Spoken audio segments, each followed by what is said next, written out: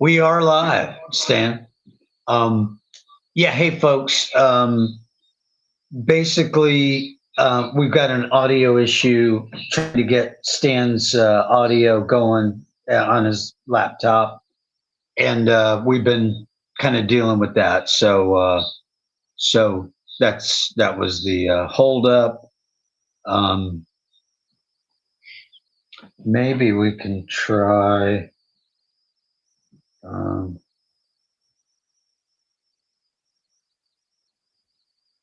I'm gonna mute that. Let me go ahead and talk, Stan. Yeah. Do you have the phone closer to you? Yeah, yeah, yeah. And if the feedback things happens again, which it's likely to, because we haven't changed anything. Okay. Not nearly as much. Yeah. Um. Can you? Right. I don't know if that's. Let me just hit the volume here. Okay. Um. Ladies and gentlemen, Mr. Stan Soloko. And check it out instantly when we got on. People turn on notifications on shows, on the streams and podcasts, and they know when the folks go live. So I think right now we may have this um, possibly under control. Stan, I apologize. Let me get another. If you could say something. Yeah, just checking it out.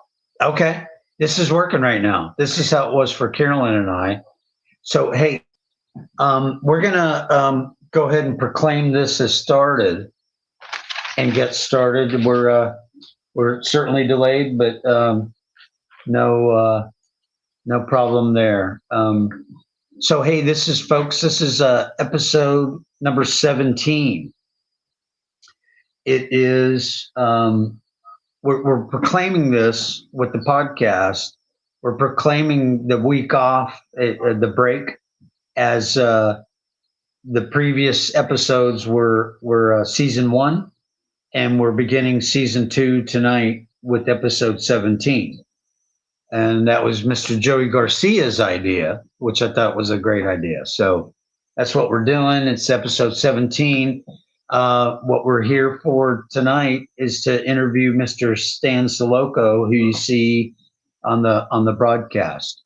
I'll try to not be slumping down here so you can see my whole self. But anyway, this is the introduction. Just real quick, the normal format intro.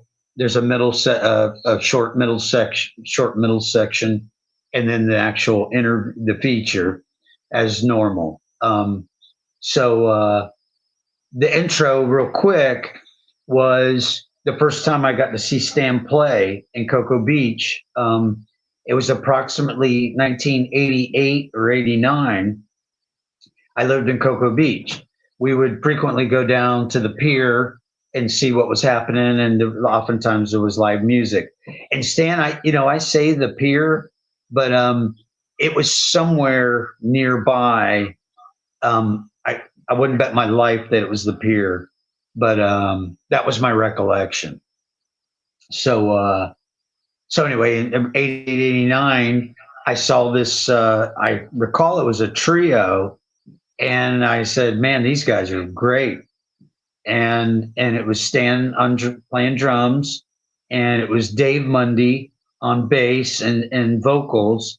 And back then, I'm not, and it's doesn't matter right this moment on who the third player was, but and as I recall too, and we'll touch on this in the interview, but as I recall as well, I believe you guys had gotten off a cruise ship.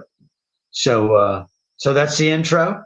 It's the interview with Mr. Stan Soloko, a local jazz drummer for decades, and he's got other stories that I think you know, and we'll talk about the early days of Cocoa Beach, and then perhaps some time where he traveled and played. So that's what we're doing.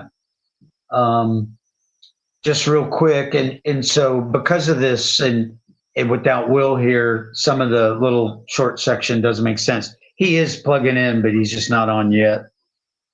Mr. Sidekick, Will Baglin, covered that. And as a matter of fact, I'm going to skip all of that because it's just about the show I saw last Friday. And since we're delayed, essentially, we're going to hold the shoot the shit section and the updates and the updates and additions from last episode. We're just going to hold that till the end, till after the interview. So, hey, with that, Stan, if you want to, we're doing a kind of checking the sound again. If you could. Yeah, that was Tom on bass. That was Dave's brother on keyboard. So, okay. Tom Mundy and Dave Mundy. Okay. And you recall that. And so at least I'm not completely out of sorts when I recalled that, so anyway, one of the things I can say as part of the intro to the interview here, I had this idea Sunday, or actually I had it Saturday, of trying to find Stan and interview him. And I didn't really know where to start. But luckily, my friend Pete Martin, who's a musician in the area, Stan, he knew that you are in Ron Tuxera's trio band. And so he said, hey, I know he's with Ron, and I think Pete had Ron's contact information, and I think Pete reached out to Ron and told Pete, hey, we're going to be at Heidi's Sunday night. So Pete relayed that to me, and boom, I went up and so I saw Stan Sunday night with the Ron Tuxera house band there at Heidi's, and with the hopes of chatting and trying to put this together. So, yeah. So, welcome to the podcast. Here we are. Excellent. Unfortunately, what's weird is the way I got it hooked up. There's a mute button for my mic, like if I have to cough or something. But the way I got it hooked up, the mute button doesn't work to mute my mic. So you'll have to bear with that a little bit.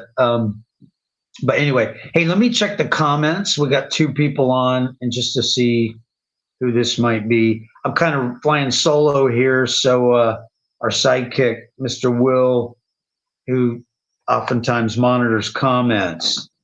Oh yeah, Pete's on. So hey, Stan, this is Pete Martin on. He said Dave Mundy with a capital, and he said, "Hey Stan." Do you recall Pete Martin? You may not. I do not. Okay. Yeah. Okay, cool. So anyway, and there is, let me scroll up. Okay, we're rolling here. Okay, Stan. So again, you guys are regular at Heidi's. Would you want to kind of talk and plug that first, in case some feedback loop starts or something? And you guys there, you're considered the house band, I think. Well, we were considered the house band when Heidi was there. We're not considered the house band, although we are there more than anyone else. We back up a couple of different details, and occasionally do a trio. Okay. So, yeah. Okay. Super. We've been there there about 27. Ron and I have been there about 27 years. Okay. Okay. Wow. That's amazing. I have been there.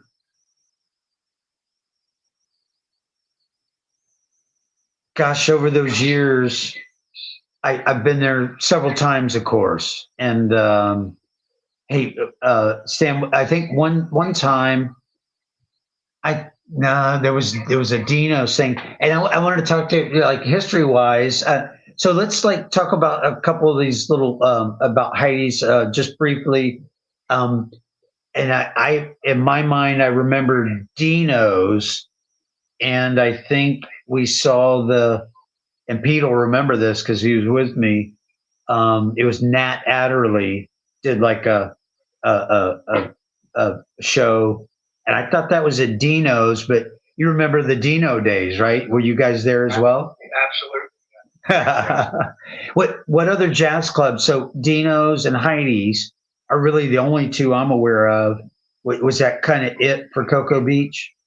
Pretty much, yes. Yeah, yeah. Gotcha. Okay. That was neat stuff. So hey, so we were talking Sunday night, and certainly interested in kind of those days that you kind of launched into.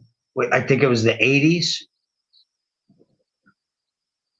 Launched into what? Sunday when we were talking. Yeah. I think we started talking kind of early Cocoa Beach days. Yeah, that would have been in the 60s. 60s. Oh wow. Okay. So you want to freelance on that a little bit? How did that start? I just, I played with little rock and roll bands, and it was for hit miss. And then I guess it was about 70 or 71. I got with a guy named Bobby Cash. He was a regular in the nightclub scene in Cocoa. So, at that time, then I went 6 nights a week. That's when I really considered becoming a professional. Okay. And we worked. Okay. We worked Cocoa Beach, and he never was out of work. We usually play someplace for maybe 6 months and then go to another club. But he always stayed working, so it was a good situation for me. Okay. At one point, someone saw him from Louisville, Kentucky, and hired us to go up there. So we went up there. At that point, we were a duo.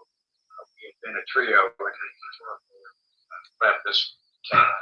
Okay. Full time fireman. We went to Louisville, Kentucky for 6 months, and then came back and continued to play. And so let me ask. This is fascinating.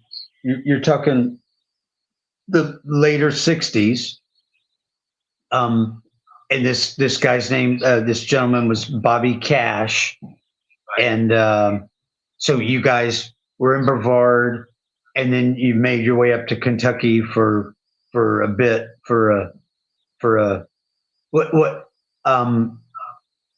well, first I'm curious, this is like late 60s, this is like rock and roll. Like, what would you guys be playing? Like, what kind of material? He was older than I was. The group had actually, they were hard. I considered it very hardcore. They had quit junior high school to, go on the road. Yeah. So they worked with Wayne Coughlin. And so when I joined them, I was working with Bobby and the guitar player. And we were doing stuff primarily Cocoa Beach. And then we just went up there to Louisville for the 6 months thing, and then came back. Gotcha. Okay. And folks, I realize there's a feedback situation. We had technical difficulties. That's why we delayed getting on. So I'm actually Stan's audio is actually through a cell phone.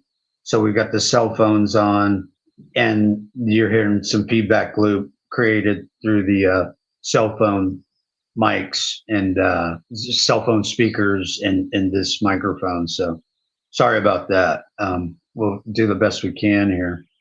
But so again, like what songs? What was it? Original material? Oh no, it was not. It was he was, like I said, he was older, so a lot of it was 50s stuff. Roy Orbison, Elvis, that type of stuff. Oh, that's gold. So you guys were doing covers, but we're talking Elvis Presley and who was the second one? Johnny Cash? Roy Orbison. Roy Orbison. I bet. But we did, some James Brown and all kinds. Okay. James Brown, Roy Orbison, yeah. And that's fantastic. So you guys were doing covers, and it was earlier covers. Yeah, I was 19, so it was good experience, real good experience for me. Yeah, and he was a real high energy type of thing. He was at the time Black Beauties were a popular thing. Yeah, really influenced. Black Beauties to keep you going. Keep him going. I wasn't doing. He was. Gotcha. Black Beauties. That's Canadian club and Black Beauties. Gotcha. That's funny. In one of the Beatles anthology, the original anthology documentary,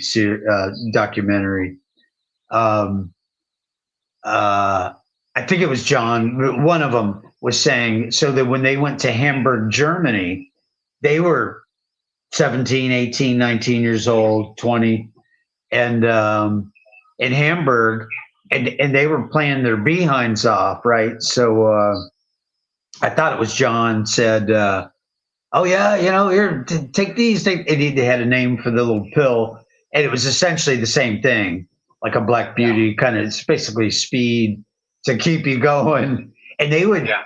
He described it, and I know this wasn't the way it was in the States, but this is the Beatles early on in Hamburg before they made it big, before '62, before they made it big, but right around that very early time, and he described it, and of course they're young, so they're like, hell, why not?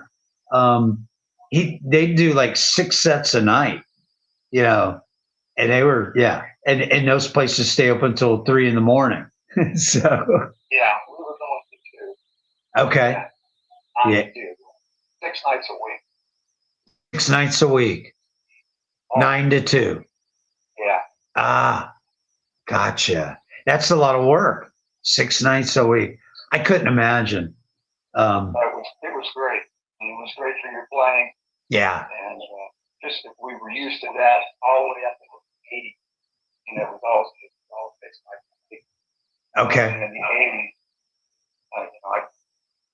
I had moved to Chicago, and things went down to 4 or 5 nights.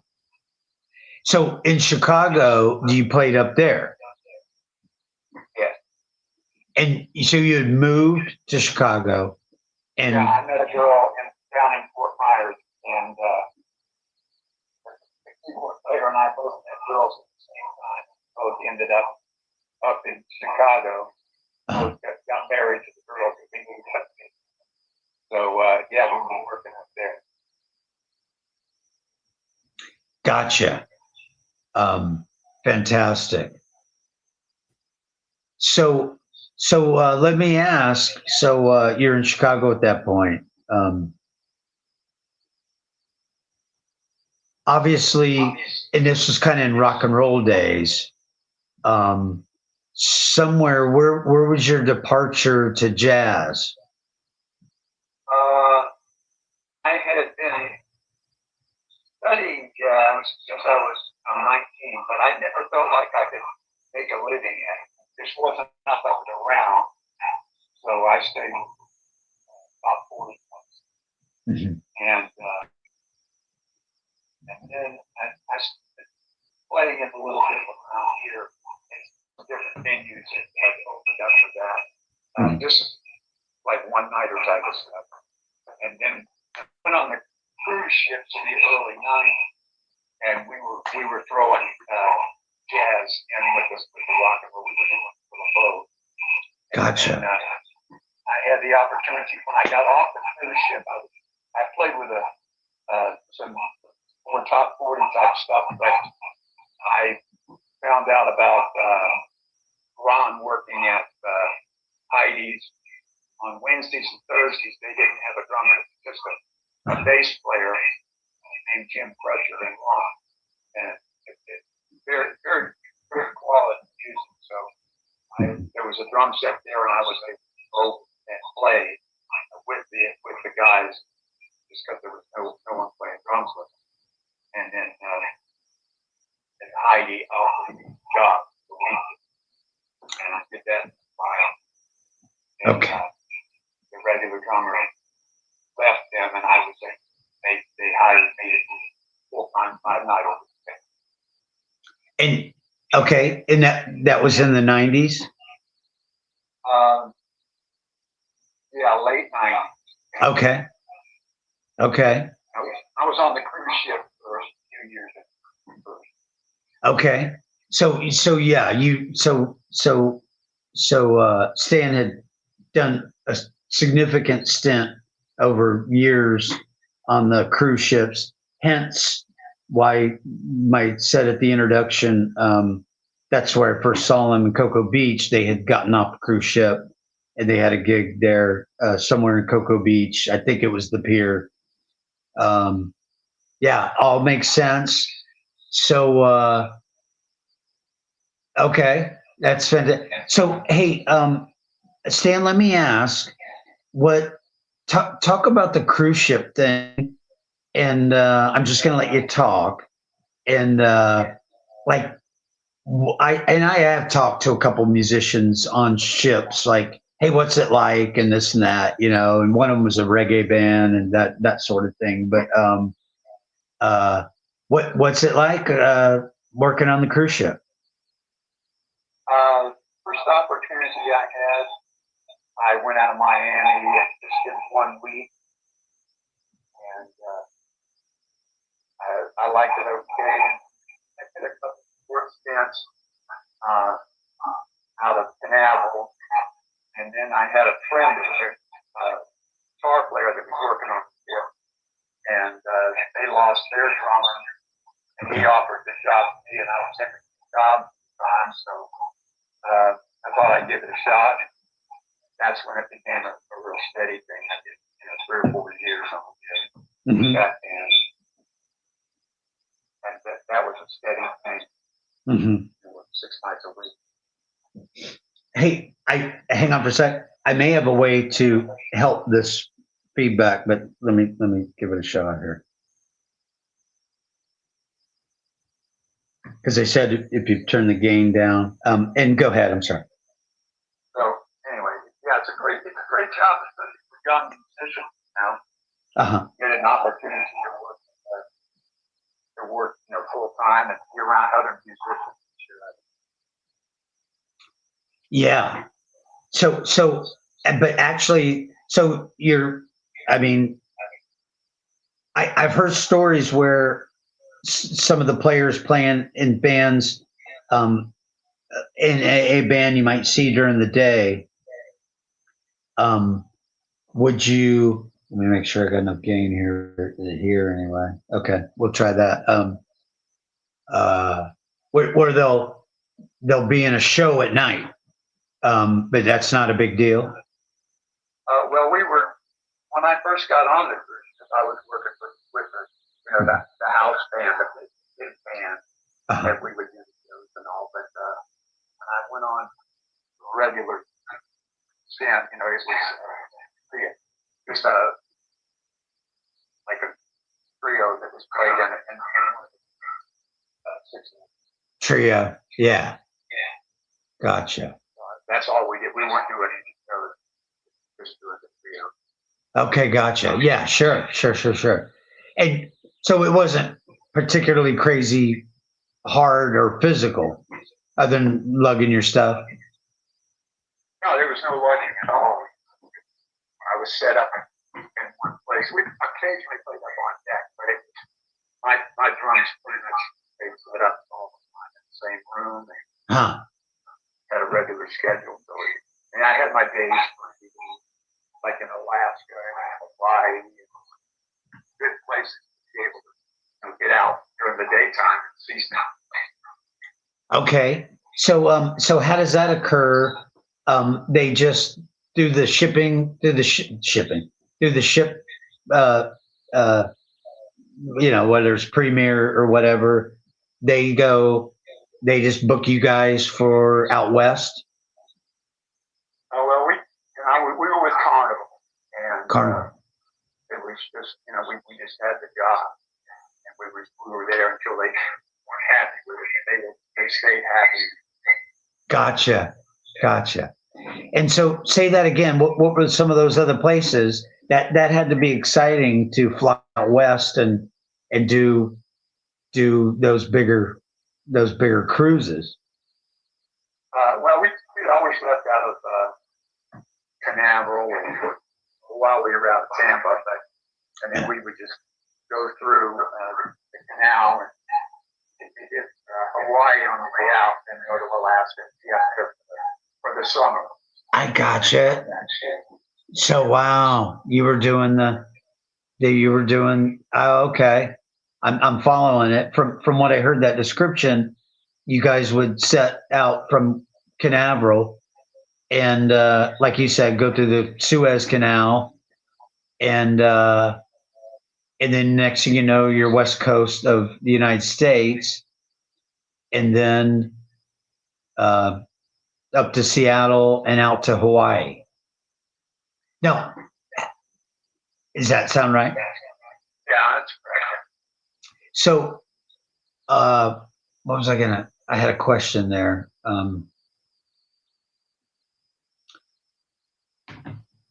Gosh, I had a pretty cool question, but it's evading me now. We'll carry on here. Um, I mean, oh, I know. I was gonna ask. How after you set sail from Canaveral, like how long would you be gone? Yeah, for over a year. We were hitting other ports. Like sometimes we were out of Puerto Rico, and we wouldn't come back to Canada. Yeah, we went up through Canada and Alaska. Oh my gosh! We did the Caribbean line. During the winter time, we did the Caribbean, Alaska. Right now, let me make sure I heard that right. You might be gone for a year. We were longer, like a year. I think the longest we were out without getting off the ship during that. Oh my! Wow. And that was fine with you. Yeah, I mean, I was enjoying the different sports, like in Hawaii, getting out and exploring Hawaii. I had my days, so I was able to rent a car and go all down whatever island we were on, and wow, it was very enjoyable. That's fantastic. Stan, that's so neat. I've never. That's a first for me of hearing that kind of story where you embark, and in my mind, I'm thinking the ships leave Canaveral and they at most go around the Caribbean and come back. I never really. I've done that also. Sure. 4-day cruise. Yeah. Out to Canaveral. Sure. Or sometimes just over to Nassau. Yeah. The normal, the cruises I'm familiar with. With that said, so this year, 2025, back in October, it's end of September, beginning of October, the wife and I did our first Alaskan cruise, and boy, how exciting that is. And we were on, and it's a Holland America. It was a real nice boat. And we just had the absolute best time. And the entertainment on there was absolutely top notch, and they always are on these ships when you're gone for more than 2 or 3 days, and even the short ones, the shows. Let's face it, but we just had the best time, and again, the entertainment, the guys. Hey, you'll get a kick out of this. Side note, and hey, we tend to do this on the show. In the lounge bar, like second floor, the schooner right there, or whatever equivalent to the schooner lounge, second floor. There was a 3-piece band, might have been 4. So this was just back in very beginning October. Um, these guys were really good. I picture probably like you guys were, but nowadays, like last October, and the guitarist, I could tell from his playing, and you'll appreciate this, Dan, and our listeners. We have some fusion people out there as well. The model of guitar he had, it was an Alan Holdsworth model, and I could tell just by the way he was playing, this guy likes Alan Holdsworth. so indeed, during the break, he's like, I said, is that the Alan Holdsworth model? Because I don't remember the name of it, but I could just tell by looking at it. And he lit up like a Christmas tree. And he goes, oh yeah. He said, oh man, that's great. And he said, come tonight to the bigger room, the bigger room where there's shows. He said, come tonight and I'll be on stage and we'll have a whole thing and you'll like it. So we did that, and boy, it was a treat. Great players, and I did get to chat with him briefly. And you familiar with Alan Holdsworth? I'm not. Okay, gotcha. I didn't know to what extent you swung that way as far as like fusion, as far as even listening and so forth. So jazz. So I'm trying to bring out every little bit we can get from the cruise stuff. Stan, I find that fascinating that you could leave Port Canaveral and come back a year later or a year and a half later. Wow. That's well, we were going into a regular port. We were just going into Vancouver for a while. Yeah. Puerto Rico. That was right. Yeah. If we're using the phone, just make sure the phone's relatively close to you. And I'm still. Okay. Oh, there you go. You're fine. Yeah, that might help a little bit. And I know we still got the feedback thing, but it's not crazy. Yeah, Vancouver, and we had actually flown into Vancouver to set sail, and we flew into Seattle, but the boat sailed from Vancouver, and it was the only time I've ever been to Canada. Was that so we went 2 days early to stay at a hotel in Vancouver because I'd never been to Canada. I can't believe it, and what a wonderful place I found that, and gosh, I just love the whole thing. But you're there playing now. Let's ask this like time frame when you would have done like being in Vancouver or those areas. What years would that have been? In the 90s? Yeah, I think mid 90s. Yeah. Wow. Yeah. So your chops you get from playing multiple times a day, 6 days a week, and the main thing I wanted to do, I wasn't looking to become famous or anything. I just wanted to become the best drummer I could become, and I felt like part of that was to play as much as possible. And Right. I've been very lucky to do that. I did that on the cruise ship and also at Heidi. Yeah. Most of the time, 5 days a week, 27 years. Oh my gosh. And I didn't have to move my drums. I mean, they stayed set up on the stage. Mm-hmm. I don't know if you know much about Heidi. It's difficult to work for, but they care about the music. And we went through a period of, other people using my drums and getting in an argument about that. And she was really a different person, but she had me for a while. I was working there 5 nights a week. And she had me taking my drums home every night and coming back the next day and setting them up. Wow. Yeah. Gotcha. Yeah. And then one of the other musicians said, this is ridiculous. So Yeah. I talked her into letting me my drums in. I wanted to do it that night, and I'd take them home and set them up every day just to keep playing. Gotcha. And it was a great opportunity. I mean, she brought in some great players, singers that we had to do shows. So it was good for my reading, and I learned a lot from being with those players that were very experienced. And people like Miles Davis and things like that. Players that had played. Hey, I'm sorry. Stan, you were right. Wherever you had your phone before, I said get it closer.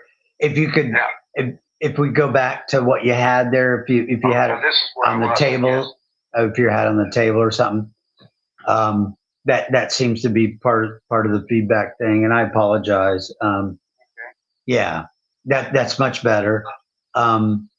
So, wow. And so I do want to say I haven't really expressed this. If you haven't seen Stan play, he's absolutely amazing. Your jazz chops, more traditional jazz, of course, with Ron and the material you guys do. Stan, you're amazing player. Oh my gosh. You essentially you're getting, you get a Buddy Rich feel to it, for sure. And, it's that caliber of playing. I wrote down some notes from Heidi's from Sunday night, and I'll spin those off in a second. Hey, I want to. So if Will had made it, I was gonna have pictures shown. Will has the ability. If I send him a picture, he can pull it up, and then we go side screen, and it shows the picture. I took several when Ron and you were at it was a Brevard jazz little society thing, and it was the educate. They were featuring 3 Brevard players that were like cream of the crop kids in high school. Right. And I went to that and I snapped some pictures. So I was hoping to show that, but without Will, I cannot. And that's okay. If you go to my Facebook page, you'll see the one picture that I posted about the show tonight, and I posted one of those. And I'll put up the other 2 that I have. One's of the whole band, and then there's one of you, and then one of your drum set. And so I want to ask, the drum set in the picture, I think, is Yamaha, and of course, but you had your Ludwigs at Heidi's. Does that sound right? Yeah, those aren't my drums at Heidi's. They're a set that I bought for Heidi's. They paid me back, but I got those so that they wouldn't use my. I play sonar most of the time. I had a set of sonar set up in there. Do you really? Yeah. Okay. That's what I had for most of the time. Oh my until God. they started having so many different groups come in, Mhm. and stuff was getting broken every time I came back from work, and Yeah. stuff was missing, and also I said you're gonna have to get your own set, so that's what we did. Gotcha. Gotcha. So let me ask you, you said primarily your favorites are sonars? Yeah, my original kit was sonar. That's what I have here at the house that I practice on. Uh-huh. They're like 65 years old, same kit. Really? And then I had another set of sonar that I was at height. Uh-huh. And I use those for outside gigs right now. Uh-huh. Wow. That's fantastic. I'm trying to think like who might have endorsed sonar over the years. I'm thinking I'm going out on a limb here, but like, Omar Hakim, right? Yeah. Yeah. Omar, he's one, Stan. I've seen many players, and Omar Hakim is one of my regrets that I didn't. David Sanborn came to Bob Carr several times through the '90s, and I never went. And Norm Tokar's another drummer in town that does the rock band cover stuff. Um, Norm told me about the Omar Hakim playing for Sanborn, and I missed it. And well, he was just at Heidi's recently. Oh my, no! Yeah. How is that possible? Who would he have been with? He's got a group with his wife and a bass. Oh my gosh! Here's a hero of mine that I've never gotten to see, and you said he was at Heidi's recently. It's blowing my mind. Would they come back? He did real well. I would think they'd have him back, but I don't know. I don't know how much they travel. I'm sure he's at LA or New York, so I don't know when they get down. Right. Did you see it? Yeah, I did. The whole group, Ron and Al, which is the group that I work with, we all went in and about the show. Was he amazing? He was very good. Yeah, he was impressive. He's always been a favorite of mine too. Oh my gosh, that is. I'm like I'm almost getting chills.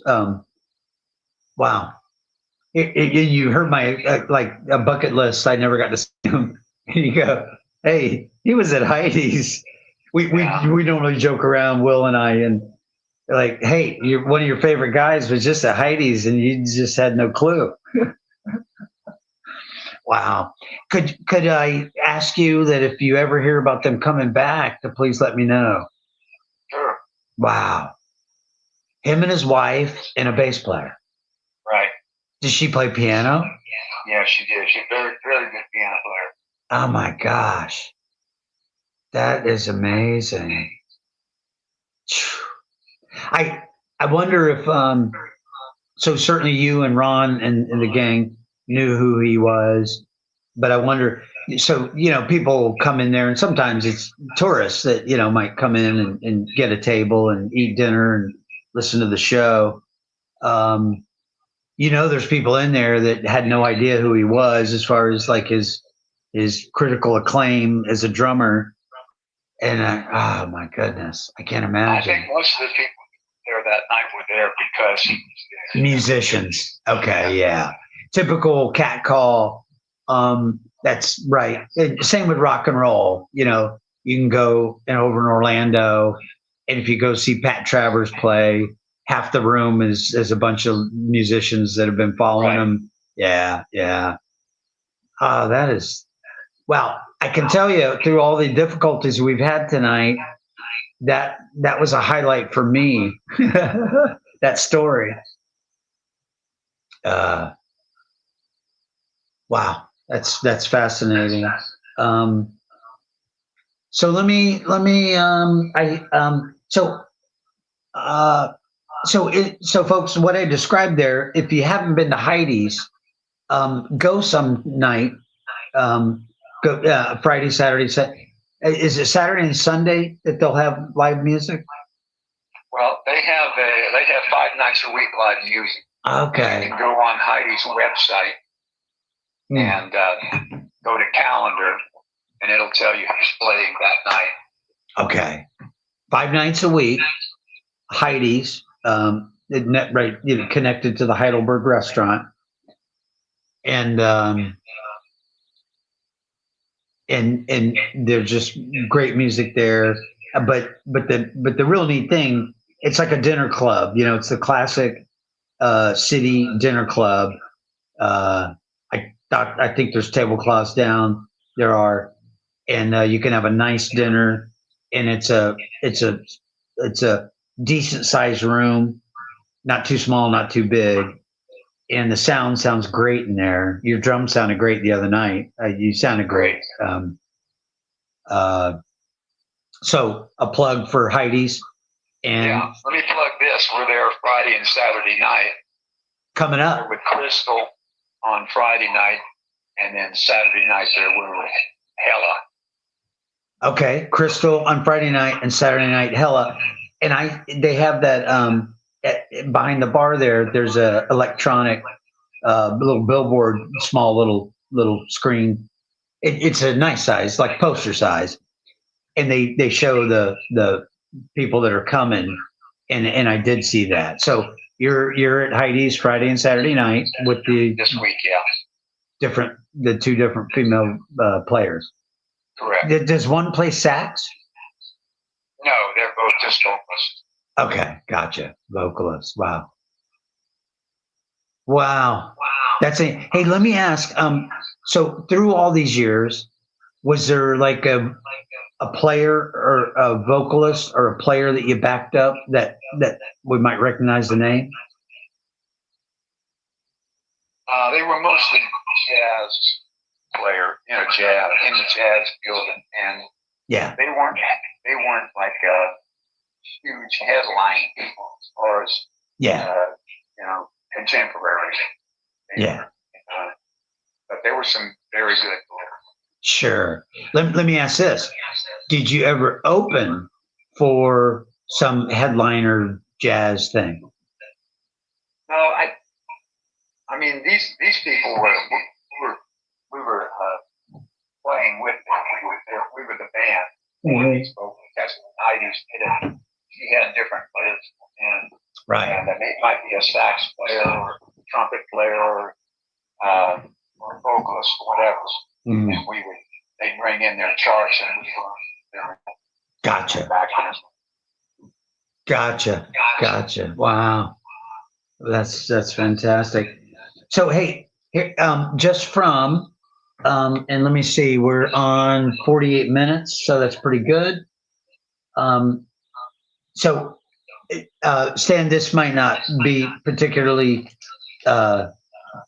entertaining for you, but so the other night when I was there Sunday, I was jotting down notes on cocktail napkins when we had talked, and then just like during your set and stuff. There was a quote. I'm big on quotes, and there was a quote.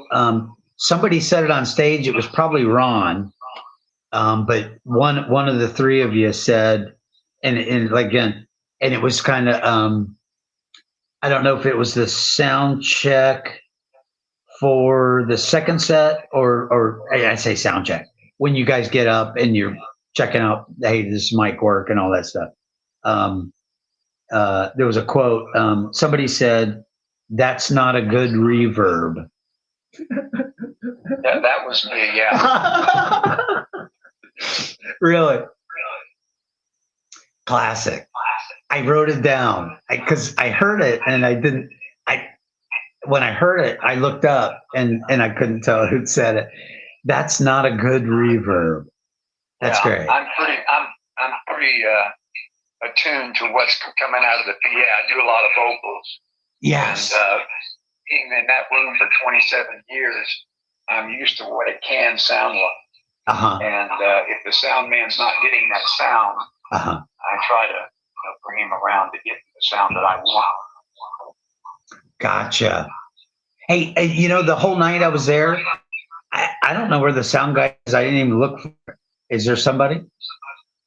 Yeah, there's a sound man just to the looking at the stage. He's just to the left of me. Okay. That's where he sets up. Huh. He doesn't stay with the band that much as far as making sure that everything stays there, but he gets it set up pretty good when we first get started. Gotcha. Wow. I didn't look. I just, You couldn't didn't. have seen. They've got him in like curtains, and he's behind the curtains. That's why. Wow. That's why. Huh. Hey, so when you mentioned about Heidi, um, I don't want to dwell on it and stuff, but so you said there were just issues with at the comedy store in Hollywood. There was a lady that ran that, super famous in the comedy world, and she was the purveyor of the comedy store, and it sounded just like that. Where I know who you're talking about, and it was like that. And any musicians that ever worked there and dealt with her, she was a very bigger than life figure. Gotcha. Yeah, and wow. A lot of that was not positive, but it was, like I said, she did care about the music. Yeah. Fundamentally, and same with the who we're referring to about at the comedy store. Obviously, it was their lifeblood, and yeah, Patsy or something. I think it was. I forget, but yeah. Maybe, but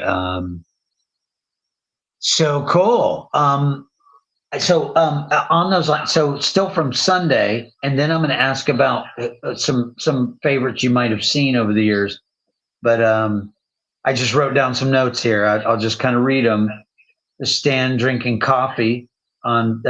You had coffee there behind the kit on the stage. I wrote down. Here was one thing I wrote. It was the third song, and just you guys drop in in the groove, swing on song number 3 Sunday night. And I don't expect you to remember what song that was, but doesn't make a ton of sense to all of us. Hey, I did write some notes down about Europa and Santana. Super cool, I wrote. And there was heavy. So anytime you see these guys and stand yourself, the dynamics of a trio like that is always great. And you guys are no exception. The dynamics during Europa. Can you just talk about that at all, or the song Europa?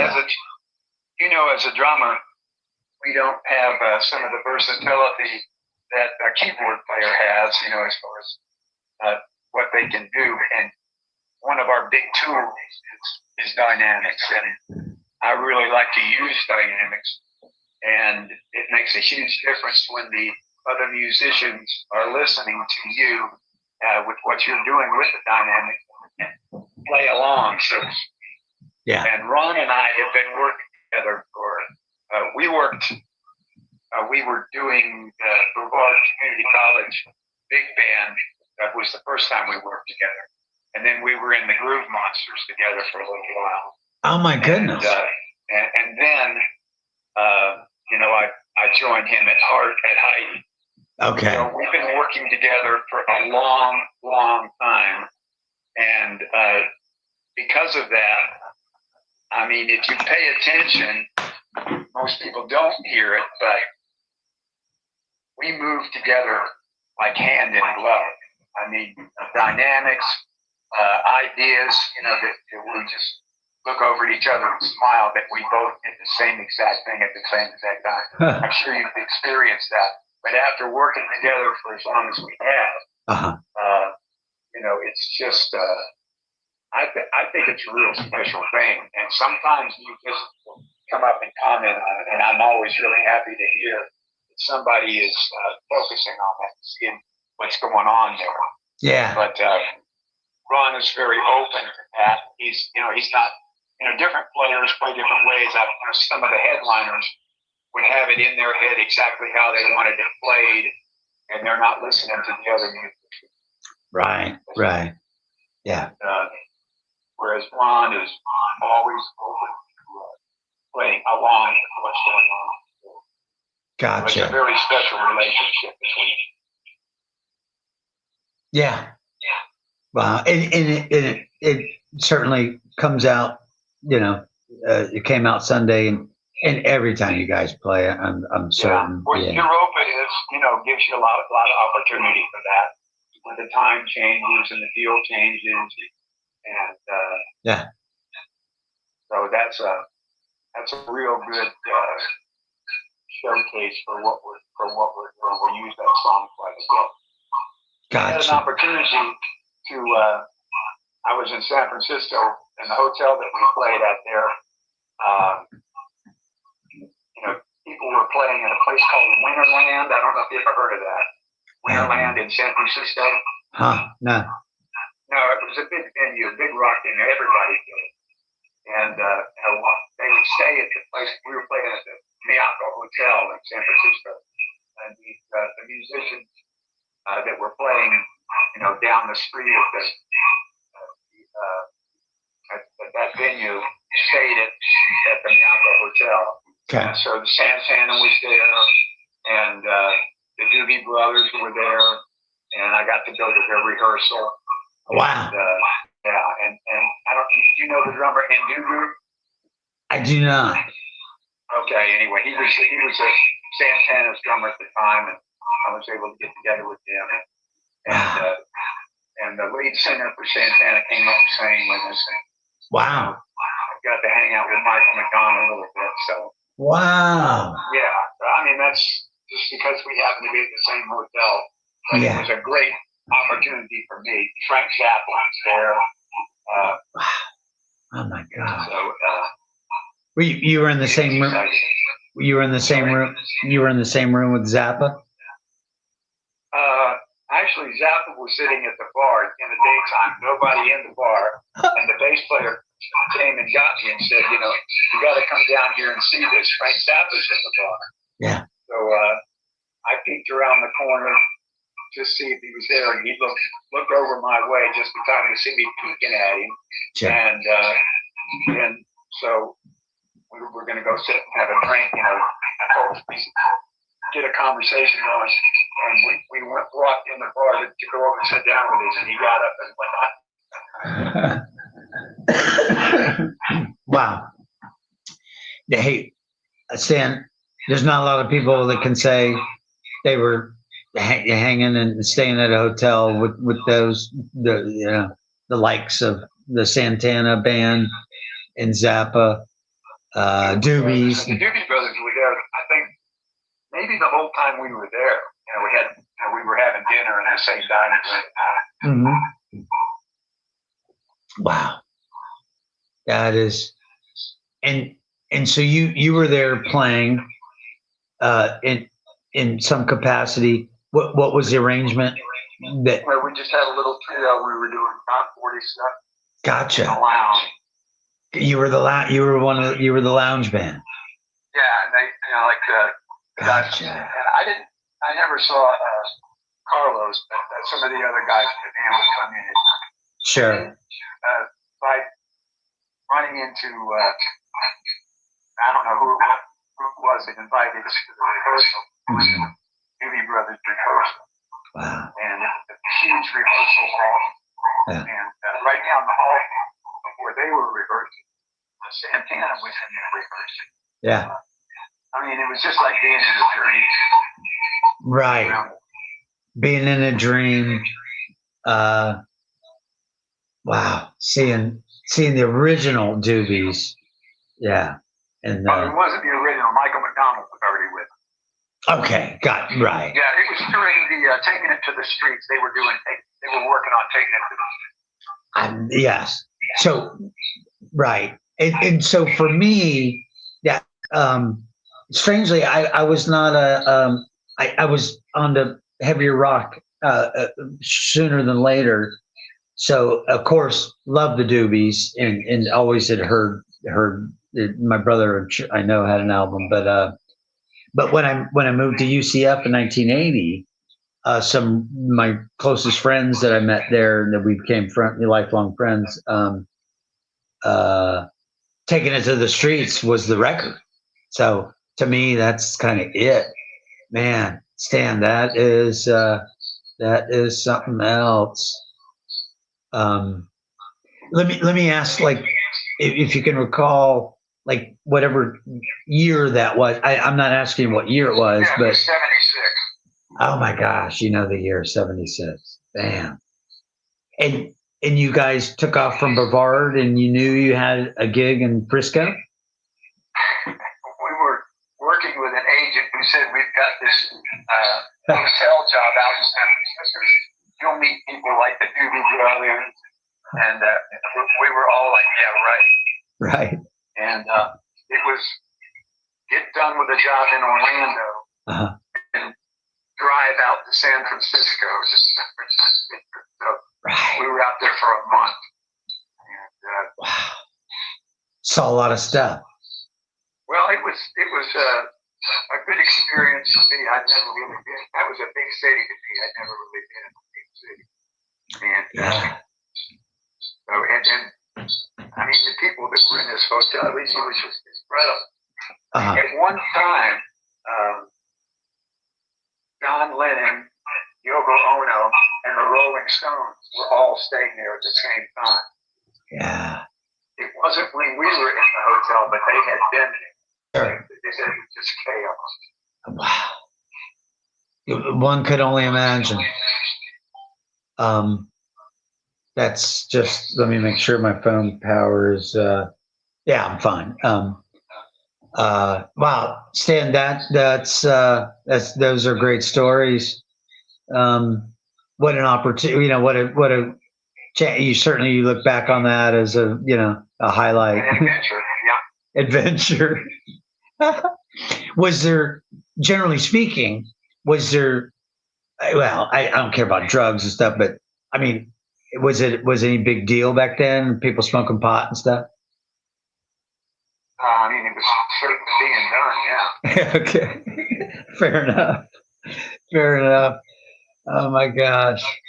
But yeah, that's fantastic. Oh yeah, we fought with Michael McDonald. Wow.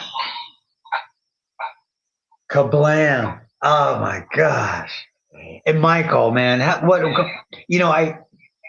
Stan, that's fantastic. That's right. Yeah, he came up and sang with us too.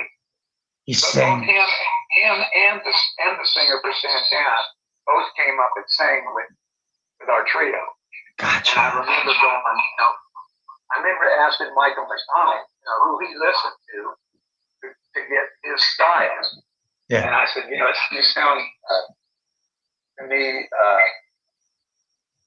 like maybe the Allman Brothers or something like McDonald. And I said, you sound like him. He said, well, we probably, I don't sound like him. He said, we probably both listen to the same people. Yeah. Gotcha. On our styles. Sure. He's got such a unique vocal style. He really does. I did catch some sort of interview. I ended up coming upon interviews generally on YouTube that are just, and it was a Michael McDonald interview, and it could have been just an audio interview. I can't recall. And he talked about getting the job with the Doobies. And I recall he was living in Texas at the time, and his roommate was a musician also, and I think from my recollection, this is pretty vague. Um, they were also.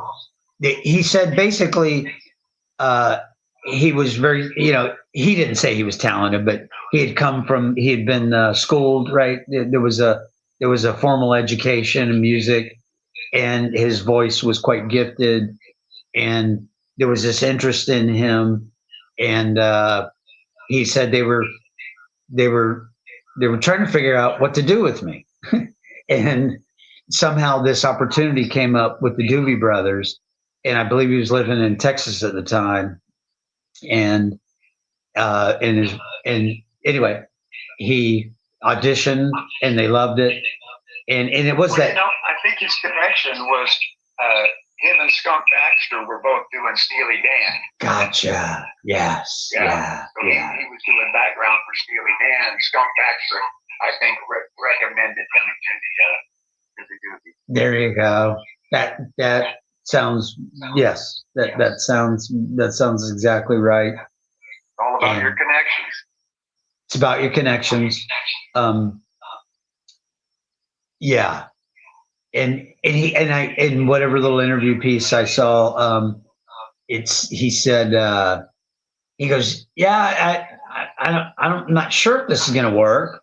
And of course the rest was history because it worked wonderfully. And what you referred to earlier, it wasn't the early period. There was a period of Doobies, obviously, the late '70s stuff, right? Preceding him. Bob Johnson, yeah. Yeah. Tom Johnson. Yeah, guitar player. Gotcha. So the changeover, when they changed over to Michael McDonald, a lot of their fans did not like that. I wonder if people can hear. My board is awful soft here. The volume level is low, but go ahead. I'm sorry. I mean, he wasn't immediately accepted by a lot of the fans. Gotcha. Yeah. Fascinating. Yeah. I'm trying to think of what next. We don't have to talk forever. That Stan sharing those stories. That's really fantastic. Specifically, the Frisco trip there, and what you got to experience there. Gotta make sure my phone's still on. Yeah, there we go. Yeah, I basically was, and I didn't start playing till '90, and mine was all. We were clubbing around Brevard, nothing crazy special, but always lots of fun. We did get to do those openers for Roland during the '90s, '94 to '98 approximately. Those were super great times. I was going somewhere with that. I'm trying to remember really what it was, but yeah. So really, but anyway, I do suggest and recommend everybody try to go see Stan and Ron Tuxero's band Heidi's this Friday and Saturday. I may make it out to one of those to hear a crooner. Yeah, are they kind of crooner ladies? The Crystal is more of a jazz singer. She's a very good jazz singer. Okay. And Hella is from Israel. She's from Tel Aviv. Oh my God. Yeah, she's been with us quite a long time. And she does a very wide variety of music. Okay. Show music, heavier rock and roll. Really? A lot of the singers, female vocalists from today, and some jazz. Okay. She's an excellent show person too. Oh my gosh. Is Hella Saturday night? Hella is Saturday night. Yeah. Gotcha. Um, I won't be able to. So Saturday, I'm going to Earth Day Birthday in Orlando, and it's a heavy concert lineup, and starts at 2 and ends at 10 o'clock at night. So unfortunately, but you guys are doing that regularly. Hella's there every other week. Yeah. Okay. I'm making notes here because I definitely want to see that. Wow, that's super cool. And so like rock, you said there was some rock stuff with hers. What might some of those songs be? She does a version of "I Feel Good." I can't think of the song. We're working with like 4 different female vocalists with different songs. Okay. Yeah.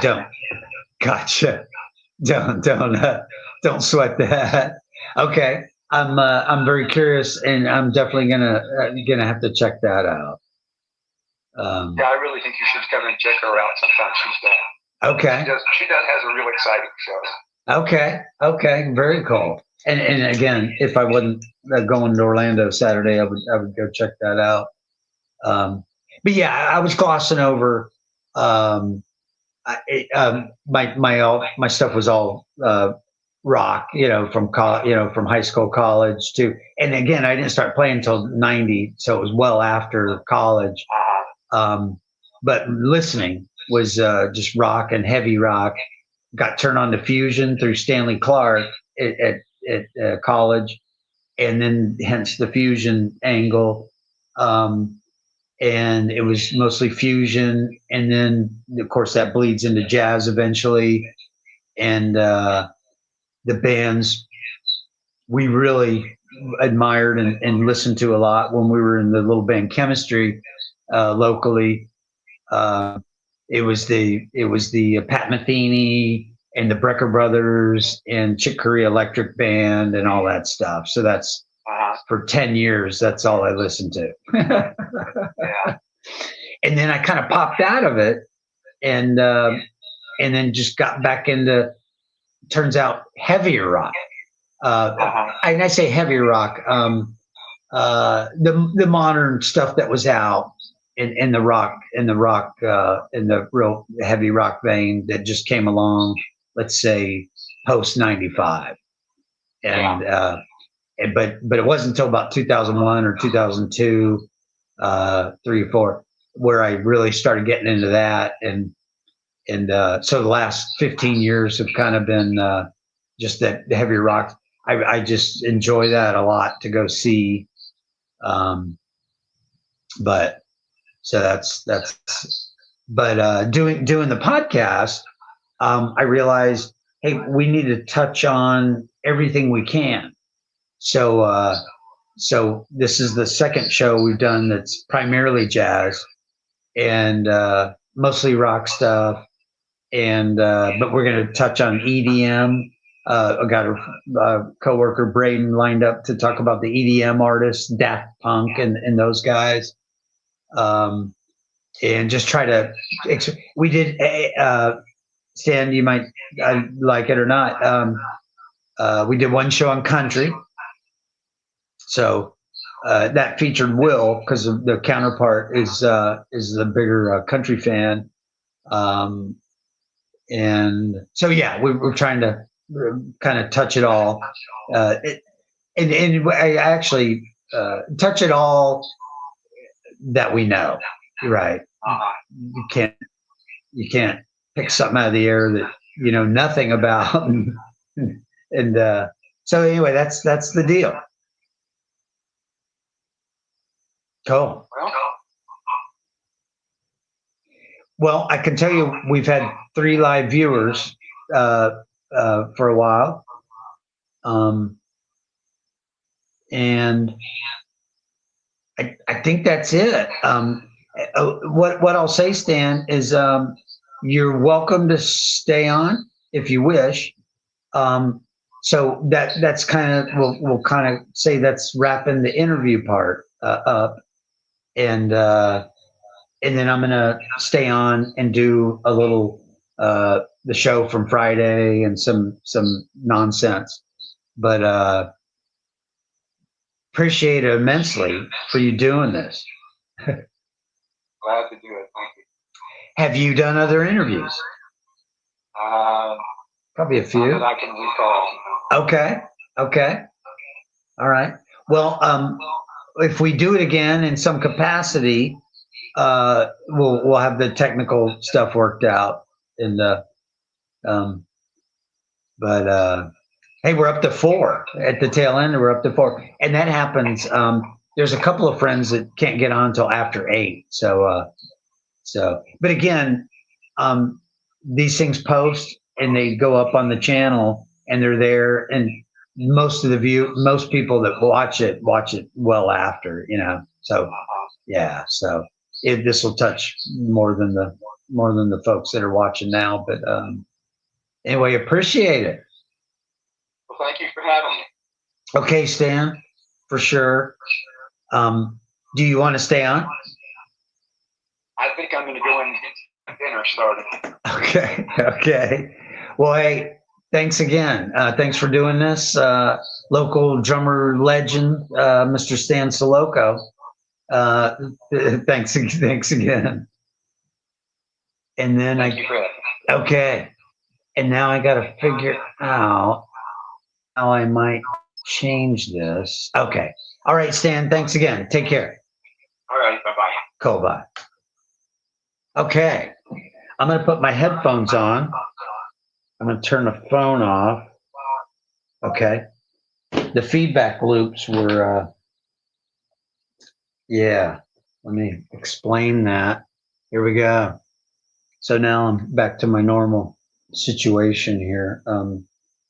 Yeah, what occurred, Stan, the microphone on his laptop wasn't playing. So in that case, you have no other option. And I was trying to show him how to, but he didn't have the basic search bar to just type in settings and then go to sound and go to microphone and start playing with it. So your only option at that point is to stay on the phone, and I got the phone close to the mic. The feedback was coming from his end. It got better. I think he set the phone down, and I wish I would have never said anything because it was down and it kind of took care of the feedback problem.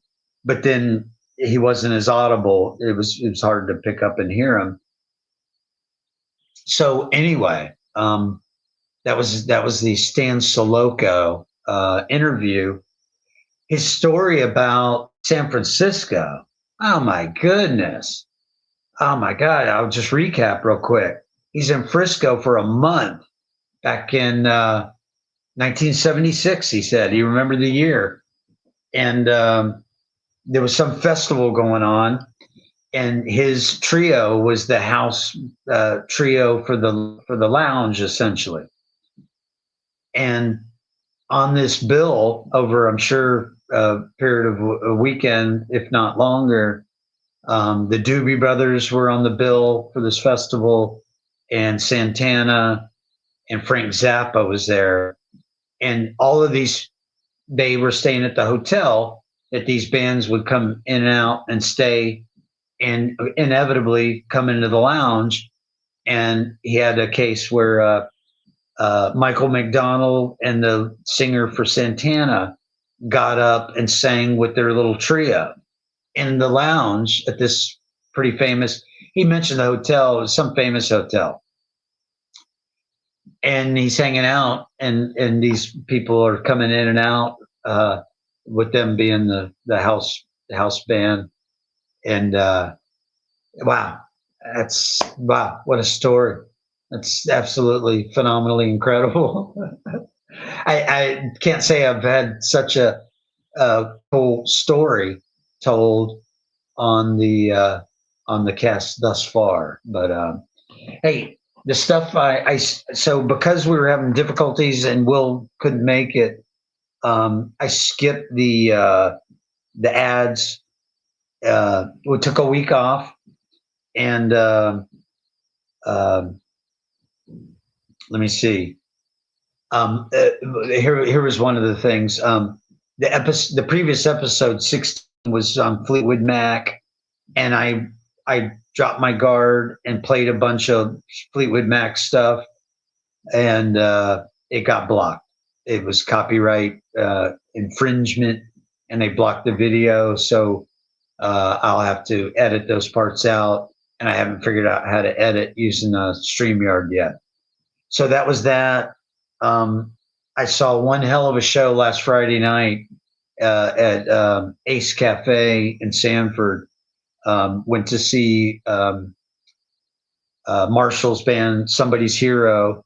They were opening for the band Death FX, who I'd seen once in Brevard. Marshall and them killed it. The best set I'd seen. I've seen that band 3 times, and it was the best set I've ever seen them. The sound in Ace Cafe, go to Ace Cafe. The sound in there is amazing. The stage kind of juts out some. It's not real high up. It's about 14 inches up, and it's just a flat stage. There's no drum risers or nothing, but it's a permanent deal with framework around. It's almost like a little stage you'd have outside, but it's inside. And sound system was just insane. So Marshall's band sounded fantastic, and then Death FX sounded incredible. And then there was a headliner. So before I leave Death FX, show your shirt. So I had to bite the bullet and get the Death FX shirt. So we do the show your shirt thing, but I skipped all of this. Just jumped into the interview to see if we could, because of the difficulties and such. But Death FX was fantastic, and then there was a headliner after them, and we knew it because we had the flyer. And never heard of these guys. This is one of these traveling bands that travel. They're the headliner, and you get these supporting bands that are from the area. And both Death FX and Somebody's Hero, both are Central Florida local. And anyway, these guys, New Dilemma gets up, and geez, all I can say is live. They were just epic. I think I even I get to talk to all of them afterwards because they're hanging out and tearing down and scooting their stuff off, and then they hang out afterwards.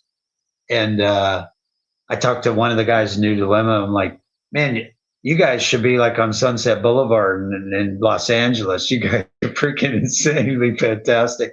It was all heavy stuff. It was all, metal, new metal, heavy, some screamo. There's screamo stuff going on. I haven't been to a show in a while where I go get tissue from the bathroom, and I slice off pieces and roll it up and fit it for earplugs. I haven't done that in a while, but boy, I did it Friday. It was loud, and of course, if you got in the back of the room, it was fine. But I got to see these guys close, and boy, I had the earplugs in Friday. It was really great. It was that, and I got a bullet here for Will? Question mark. What did you do for a week? So we're not going to answer that tonight.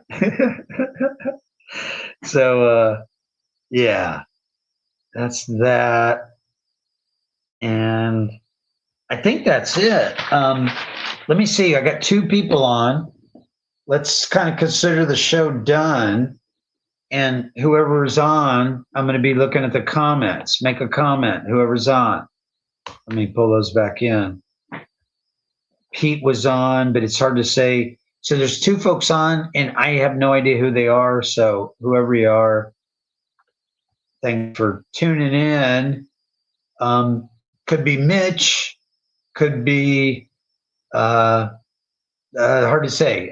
Braden, or if it's Braden or Natalie, hello. But Pete's still there. Cold Pete.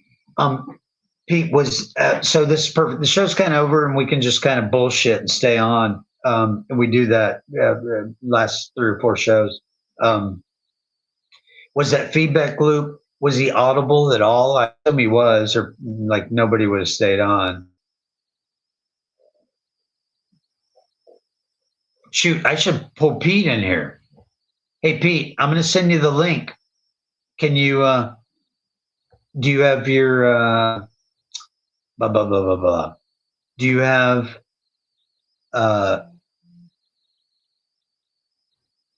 Do you have email up where I can send you a link? And I'll need that. We pulled you in before, so we've done this. This is like old hat here. Yes. Okay. Let me look for that. It's up here. Give me a second because the screen will go away here, but we're still on. Compose. Pete Martin. Okay, boom. I'll send you the link. All right. Boom. I sent you the link.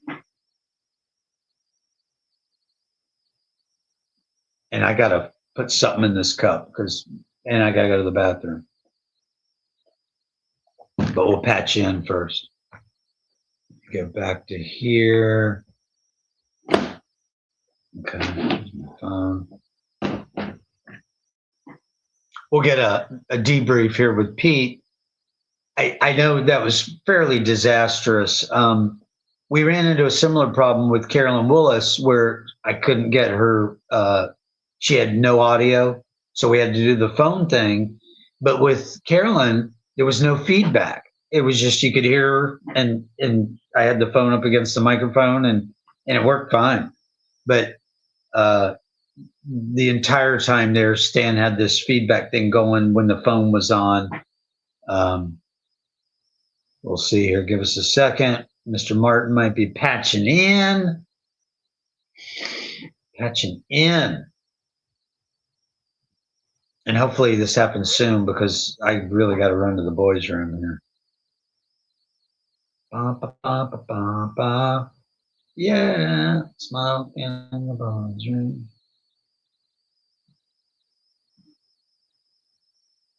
So Pete, if you can click on that link, you might show up here.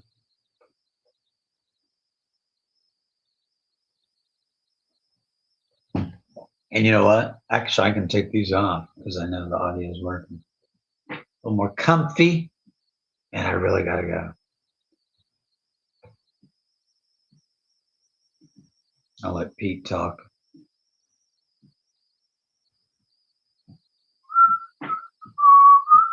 Yeah, fantastic dialogue there. The highlight of the Soloko interview was his time out in San Francisco, but his cruise ship days, that was priceless. They take off from Cape Canaveral on Carnival cruise ships back in the 90s. And one time he was gone for a year and a half, a whole year and a half. They go to the Caribbean, and then they cut through the Suez Canal. Then they're on the West Coast. There we go. Thank you, Pete, for saving the day. Can you see me? I can see you, brother. And you can hear me? I can hear you perfectly. Yeah. Well, first thing I had to do was button my shirt up, which I almost did, and then get out of my bedroom. Sure. He's like, oh, holy shit. He's putting me on. This is great. So I've been on for an hour and 29 minutes. I'm going to run to the boys' room. Okay. Yeah, I have some feedback for you. It was disaster. It was not a disaster. But yeah, first and foremost, in the future, stop talking about the technical difficulties. You mentioned it once or twice, zip it, and just move on like everything's going fine. Yeah. Just like if you're playing on stage and the stage mix sounds like crap, assume it sounds great out front, and that the sound guy's handling it. Gotcha. You know, and if not, you saw, at least I was making comments. If it was too bad, I'd say something in the comments. Gotcha. Like, hey, we don't hear him. Yeah, Yeah. yeah. Ask the question, let the guest talk. So I saw that, and I started doing that there. Yeah. Eventually. Hey, give me one sec because I do got to run to the restroom. Okay. Yep.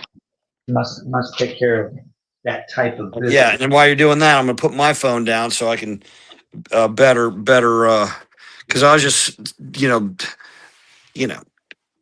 anyway, never mind that right there.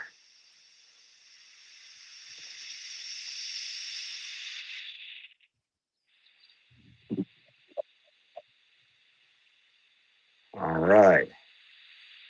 Philip Thomas and Stan Soloko.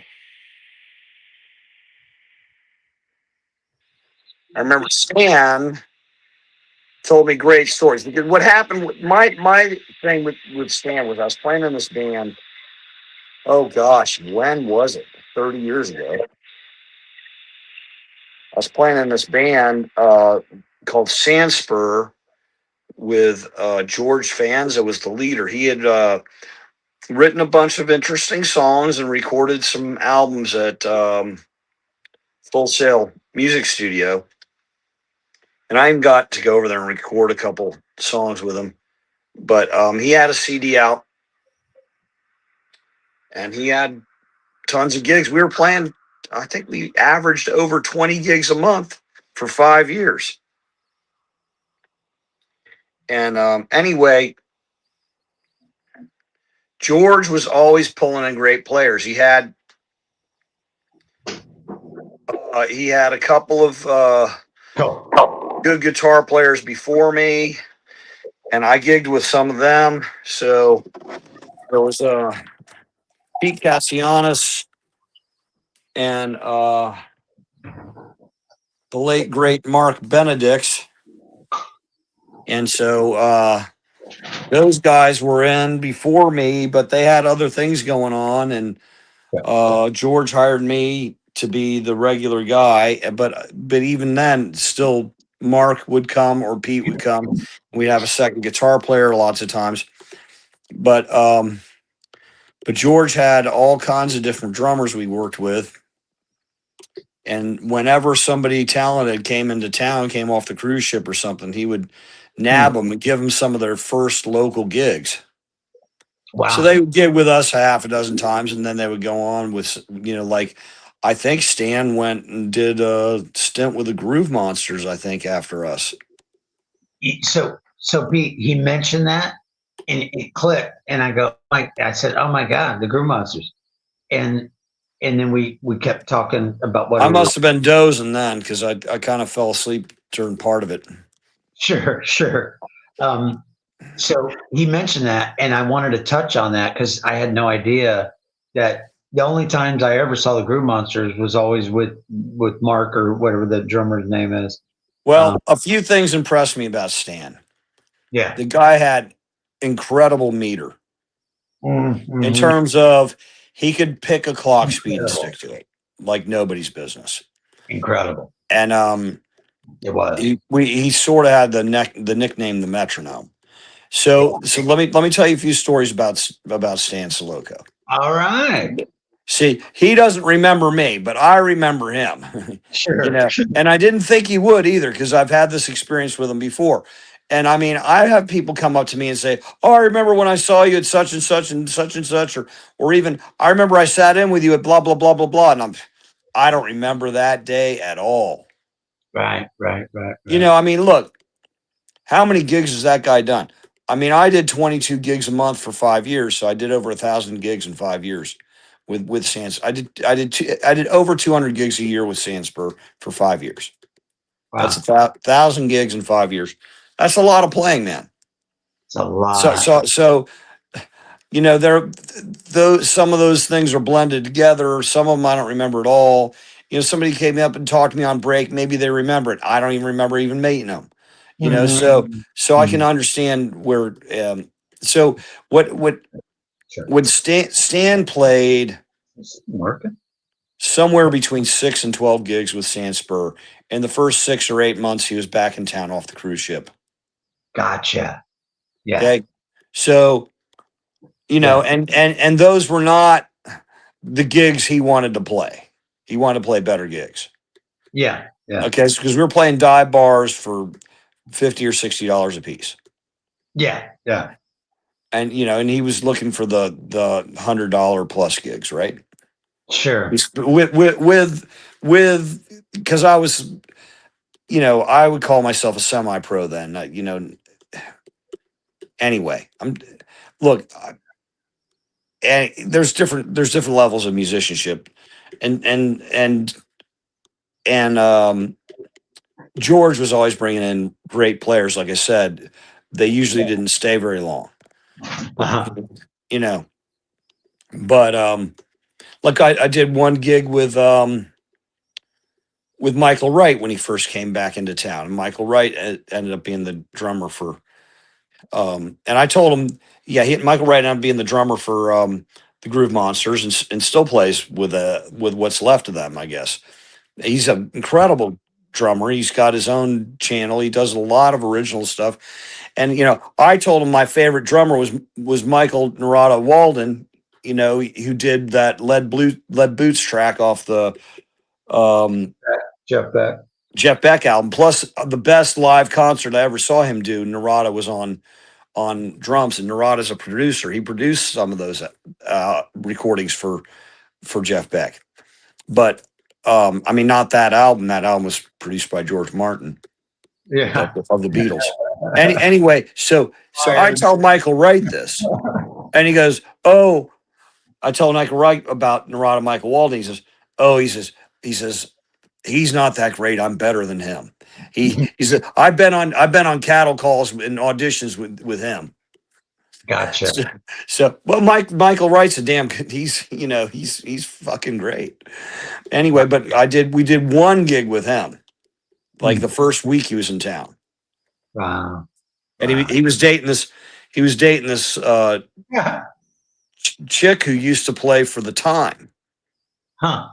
a keyboard player, Okay. female key. You've heard of the Time? Prince. Yes. Yeah. Now she played for the Time. She didn't play with Prince. She played with the Time, and the Time, and Prince hired Time to be his band, basically. But she wasn't with. She didn't. I don't think she did any gigs with Prince himself. Yeah. That's neither. But But I saw her play keyboards a couple times, and she was phenomenal. Wow. Wow. Anyway, so my first experience with Stan was with that group, but then I got this music scholarship to then Brevard Community College, now Eastern Florida State College.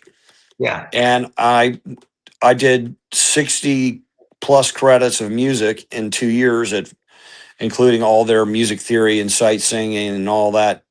Yeah. And I was the lead alto player in the jazz band for 2 years. Anyway, so I'm playing in the jazz band, and the band director brings in Stan Soloko.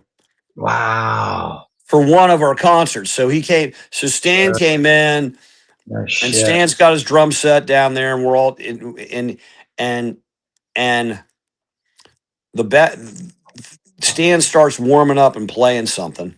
Yeah.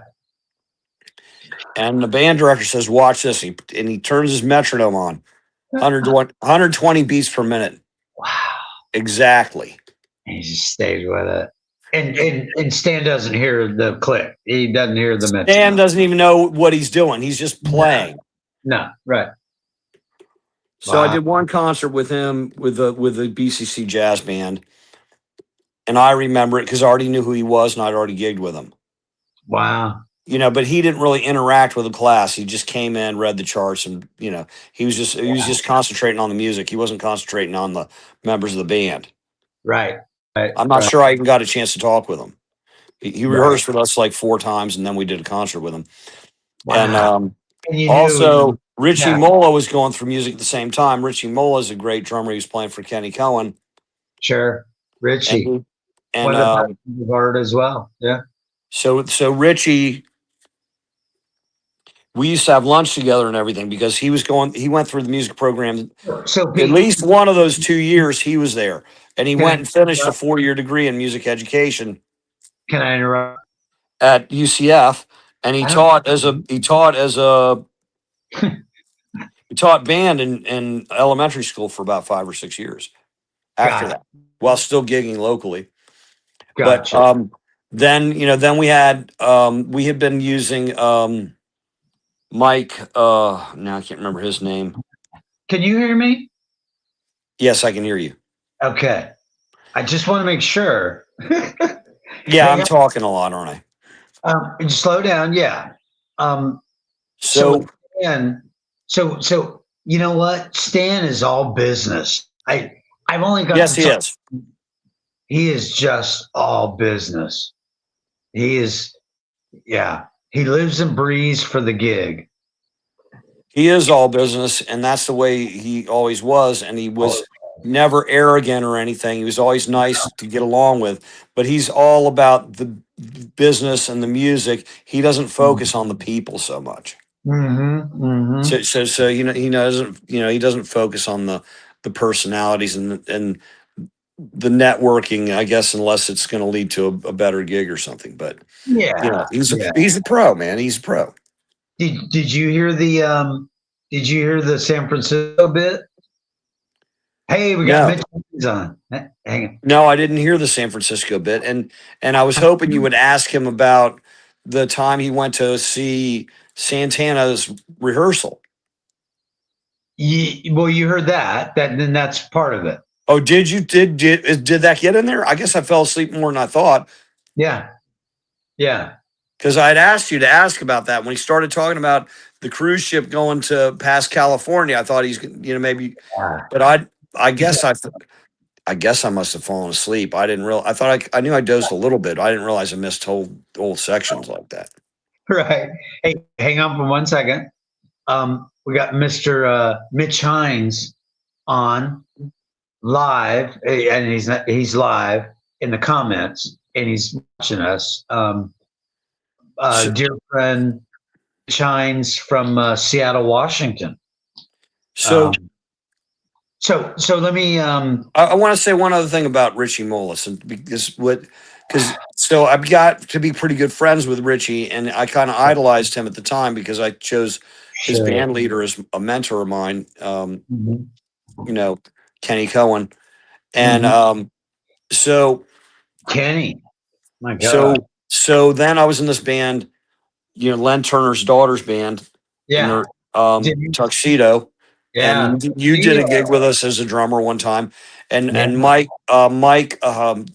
DiPaolo was our regular drummer. Apollo. I played Yeah. with played with him when I was 14, but he got a job like on the Disney Cruise Lines in Yeah. Japan, Yeah. Good. and when he came back, he played with the Cruise Monsters for about a year too. But Gotcha. I but never. I but every time I saw the Groove Monsters, they always had Mark. I think is his name. I never got to see some of these other drummers. Michael Wright, you mean? Yeah. Yeah. Yeah. Yeah. Yeah.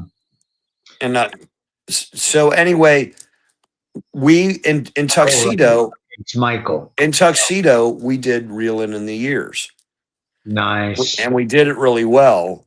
Yeah. I and and then and Richie did about a dozen gigs with us, Yeah. and then Richie gets a call from the guitar player who played guitar on that track. Okay. Um, Right? Yeah. yeah, Yeah. so Elliot Randleman. Elliot Randall. Elliot Randall. Randall. I always want to put Randall Many, men. many But interviews. anyway, Elliot's doing a concert at House of Blues. He Wow. hires Richie to play drums for him. Oh, wow. That's right. Wow. Pretty Wow. cool, huh? That is really cool. Yeah.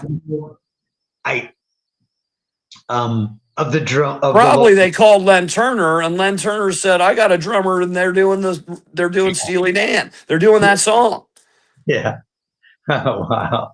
That's fascinating, dude. That's a great story. So anyway, hang on for a second. Take a breather.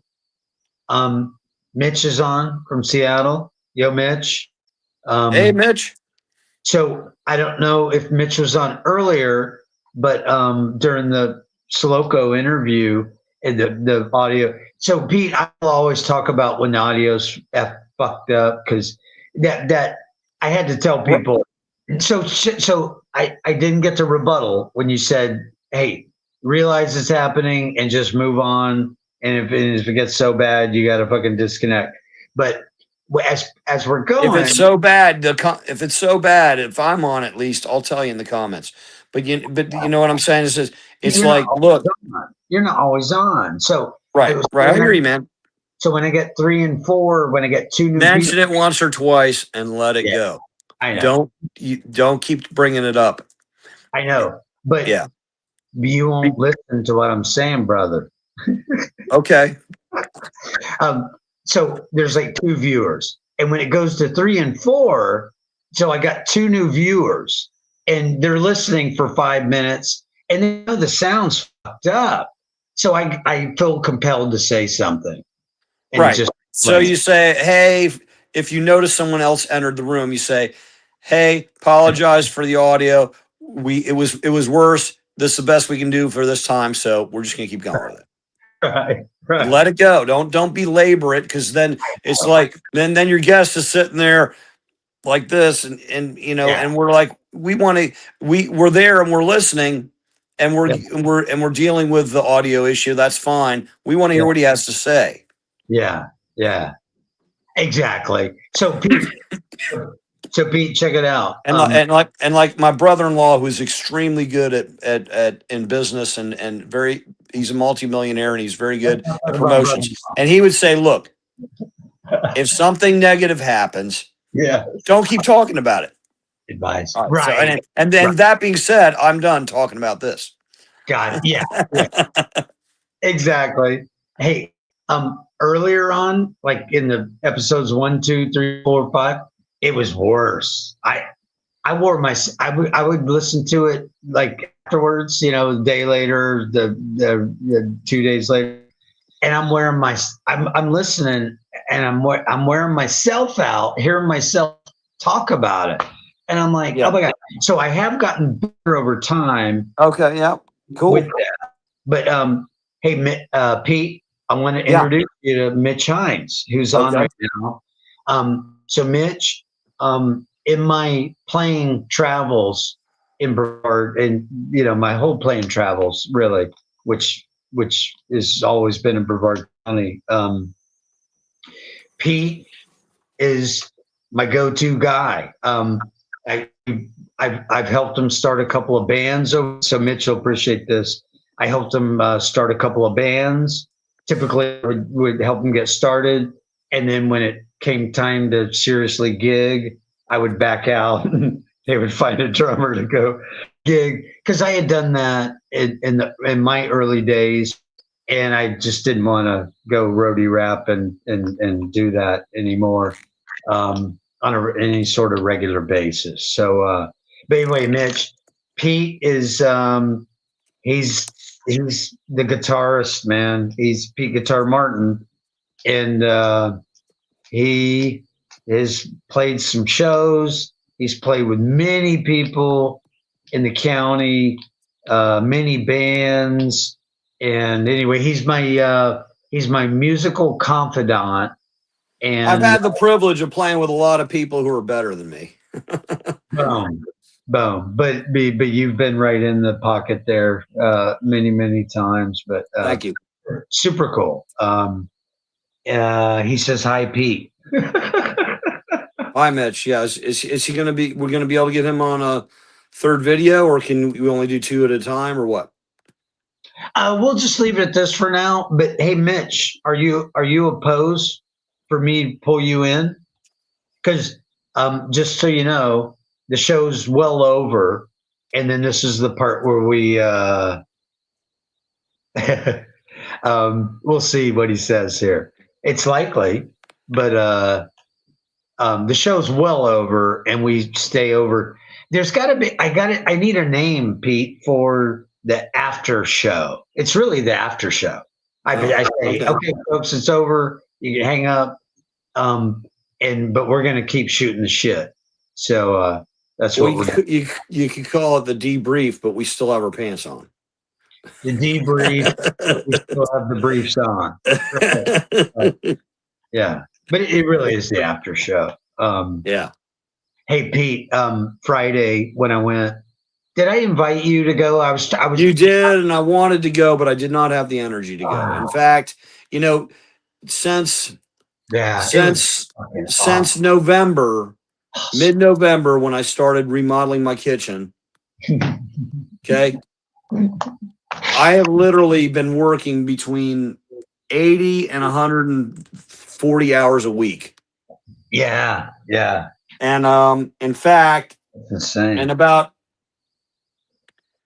2 weeks ago, I went down 1 or 2 weeks ago. It's hard for me even to keep track of the weeks because that's how ridiculous things were. But I went down to about 50 hours a week, and Wow.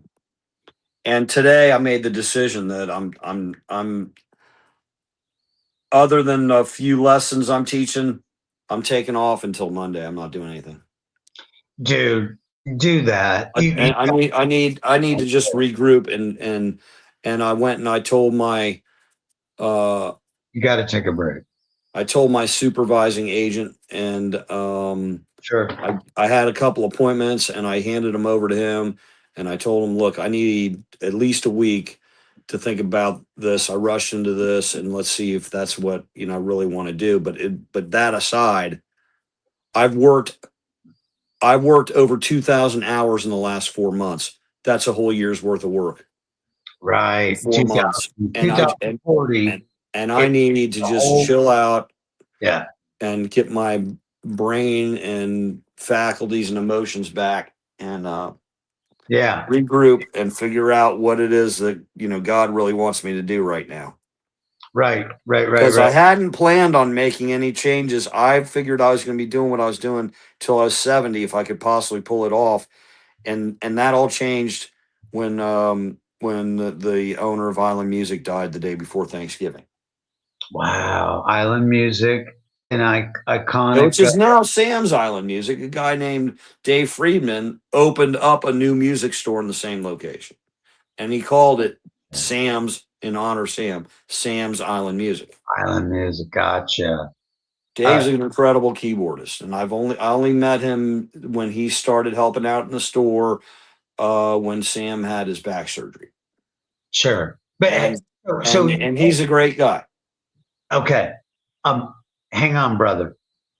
Um, you definitely got to take the time off. You just totally deserve it. You just got to take days off, man. You Unless it's raining, I'm going. Unless it's raining, even if it's cold, I'm going to the beach tomorrow. That's one thing I'm doing. There you go. There you go. All right. Little beach action. Um, I'm so Mitch, I've got at Mitchell Hines. So what happens is I I think what happens is in the comments, um, what shows up is what YouTube or what StreamYard or YouTube recognizes as an identifier. It may be your email address, but it's really not obvious to me. It doesn't because it starts with at. And my channel on YouTube starts with at. Um, so yeah, it's an observation. But yeah. Um, so Pete, I'm going to Earth Day birthday. That's another thing I didn't even mention. I'm going to Earth Day birthday Saturday. There's a lineup of like nine freaking heavy freaking metal, new metal, Yeah, I heard screaming. you mention that to Stan. I'm sorry. I No. heard you mention that to Stan. Can you hear me? Oh yeah, yeah. You okay? Because Yeah. I'm in my settings. I'm looking at That's it. audio settings because I I did. don't know. I wanted to see if there's an audio setting similar to Zoom where one that gets rid of background non-speaking noise and one that doesn't, because Yeah. If I Yeah. play guitar, we want the one that doesn't mute out the non-speaking voice. You're right. Right. Right. Right. So, Pete, twice now this happened. It happened with Carolyn, and it happened with Stan tonight, where they get on and you can see them. So their camera, so they got a basic laptop, and when I patch them in, you can see them, but their microphone is not working on their laptop. So obviously, for any, it's a settings thing. You got to go into It's a settings. setting on their laptop. They've got themselves muted. They have to It, unmute themselves. they got to unmute. It's that And simple. and you might have a setting that won't allow them to unmute, so then you'd have to unmute as the host. Yeah, no, I have that. I have that with you right now. I can mute you. Yeah, I can mute you right now, and it wasn't that. It definitely was not that. Yeah, I Uh, can mute myself and I can mute my audio and my video, and yeah, apparently you can too. yeah, Sometimes the host can override the client depending on how you have it. I mean, the host can override the guests depending on how you have it set up. gotcha. But bottom line is, um, he needed to turn the microphone on, and that it was that simple. But I, I couldn't show him. I couldn't tell him how to do it. Um, I've only had, and he said he had a Android type. It wasn't an Apple. When it comes to Apple stuff, I can't tell anybody anything on what to look for and what to do because it's a different platform completely. But he said it was not, and he didn't have the search thing down in the lower left where you type in settings. So I just couldn't help him. I couldn't fix that. I couldn't walk him through that. But An IT guy could help them, but you and I can't. yeah, yeah, yeah. I, Um, I reached an impasse, what's known as an impasse, EMP. um, I did mention birthday in the discussion with him. But anyway, the highlights, the big takeaways with that interview was the story about San Francisco, and then his cruise ship thing, where he would leave Port Canaveral on a Carnival cruise ship. They would do the Caribbean. They would go through the Suez Canal. They'd go up the coast, west coast of the United States, and now he's in Seattle and Vancouver. And then they do the Alaskan cruise thing. He did some Alaskan cruise runs, and then there was at least one over to Hawaii. And right when we're here as residents, yeah, I learned a lot about this because I drove for Lyft and Uber for a year and a half, 2 years, mhm. and I gave rides to passengers, but also gave rides to crew members, and Mm, including musicians, and mm, and I mm. asked them a lot of questions about this thing, and the impression I always had was, okay, well, this ship just goes and does the Caribbean cruises. Uh-huh, This ship goes across the Atlantic. This ship goes to maybe to California and back. And uh-huh. but what I learned is you'll have like a cruise ship commissioned out of Norway or whatever. Right. It does cruises in Europe. Then it comes over here and it does some cruise back and forth to the Caribbean. Then it Mhm. goes through the Suez Canal and does, just like he was saying. It's like it's like you think, oh, this ship is just the Bahama ship. Oh, this Uh-huh. ship is just no. These ships go all over, Yeah. maybe all over the world, but all over. They go from Europe to the West Coast. Maybe from there, some of them even go from the West Coast to Hawaii, and from Hawaii to Japan. I don't know, but Right.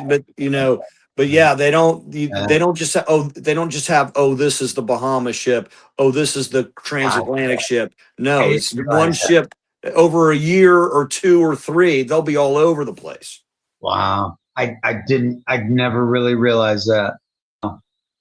Yeah, it is interesting. It is interesting. I think playing on a cruise ship would just be the cat's freaking meow, man. Yeah, I you know, and I almost did that. I had a mortgage payment in I could have rented my house out, Mhm. but I You- had also I've also had be most of the time I've had between 25 and 45 students a week. And it takes years to build that up. right, Took me right. 3 years to get from zero, well, 3 years to get from one or two students up to 27 students this last time.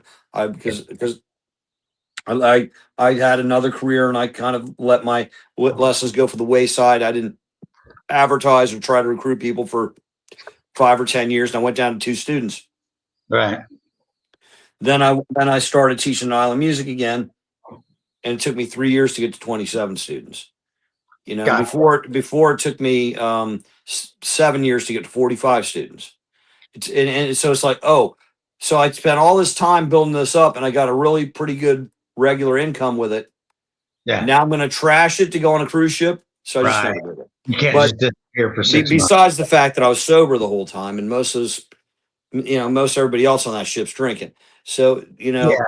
Hey, Pete, let me say that's not necessarily true nowadays because I've talked to some of those people and I haven't asked them point blank, but I got a vibe that, like, for the Alaskan cruise, I talked to enough of the entertainers and not just musicians. That some of them were in the dance troops and stuff. Um, uh, there's some that are not. There's some that are Stan Soloko. They just do their thing, and you know there's some that aren't. Well, I But didn't say everybody who was on the ship was an alcoholic, and then drank and got shit faced every day. But still, most of them are drinking a little bit, and so oh my gosh, that's crazy. I mean, I got you. Yeah, we're some people have two or three drinks, and they go, "Gee, I don't feel well." That's enough. And that's the normal reaction to the narcotic ethyl alcohol. But this isn't about that tonight. But anyway, yeah. I know a lot about that because I've been active in recovery for over 30 something years, and Yeah, and not only have I heard people talk, look, first of all, I've had psychologists and psychiatrists who were in recovery in meetings with me. wow, yeah. I bet. I've know several people who had master's degrees in addictions counseling that Yeah, are friends of mine. I mean, so I've never had psychology 101. I'm not a psychologist or a therapist. I'm not a doctor. But I learned a hell of a lot yeah, about alcoholism and addiction from yeah, people who are qualified. yeah. Yes. With that said, um, let me see. Man, when I go, this is the first time I've gone full screen the whole time. The full screen looks fantastic. Did you see the logo up in the upper right? That was a newbie. That's I didn't really wasn't looking at. I'm an audio guy, not a visual guy. I didn't really look at that. It didn't. I did notice. Gee, it looked kind of professional, but I didn't observe the details you're mentioning. yeah. I'm just saying. And I Was just switched my camera to landscape view, and now then that brought back the ceiling in the picture. That's the thing I have the hardest time is figuring yeah, out how to have these things mounted where yeah. people aren't looking at my ceiling. Who wants to see the ceiling? Right. This is perfect because you got some stuff in the back. You got that. Hey, I did. Hey, before we started, so I had what occurred. Excuse me. Sorry. All right. Yeah, okay. Then, before we started, so what occurred also simultaneous was to try to help out at the beginning there with the problems we were having. Um, uh, Will didn't show. He just didn't show, and he could have helped hopefully talk us through that audio thing. But so let's see the image here with the symbol there, the symbol, the China symbol in the Yeah, background, yeah. and it's the big China with the writing on it. I explained to Stan what that was, and he got a kick out of it. But What is it? he, I mean, but it's a symbol, obviously. It's a China symbol. I knew that. That's about all I know. it's an 18-inch China symbol that I decommissioned when we opened for the Bamboo Forest, which was for the Ripperton guy, and I decommissioned it, and I had all four of the famous four people from the Rips sign it, and I never liked the sound of the thing. Unfortunately, it was unfortunate because it definitely cost a lot of money, but it served its purpose in the end, and it's one of the. And then next to it is a 14-inch Wu in China. And Pete, I brought that to our rehearsals that summer or before that summer. I bought that. Yeah, I like it. I like the sound of that symbol. Yeah. That thing rocks, and it is not retired. It's just on display. The smaller one. The smaller one, yeah, the That, little that one sounds better. Okay. the one, yeah, yeah. It's killer, Not man. necessarily because of its size, but it just does. It's just wonderful. Yeah, yeah, yeah, yeah, yeah. But anyway, dude, I'm wearing myself out. I probably won't stay on a whole lot longer. Okay. All right. Nice Cool. rapping with you. Um, And my visual's awful. I mean, hey, I guess I have to stand up when I play. This reclining chair doesn't work very good. but we're still going to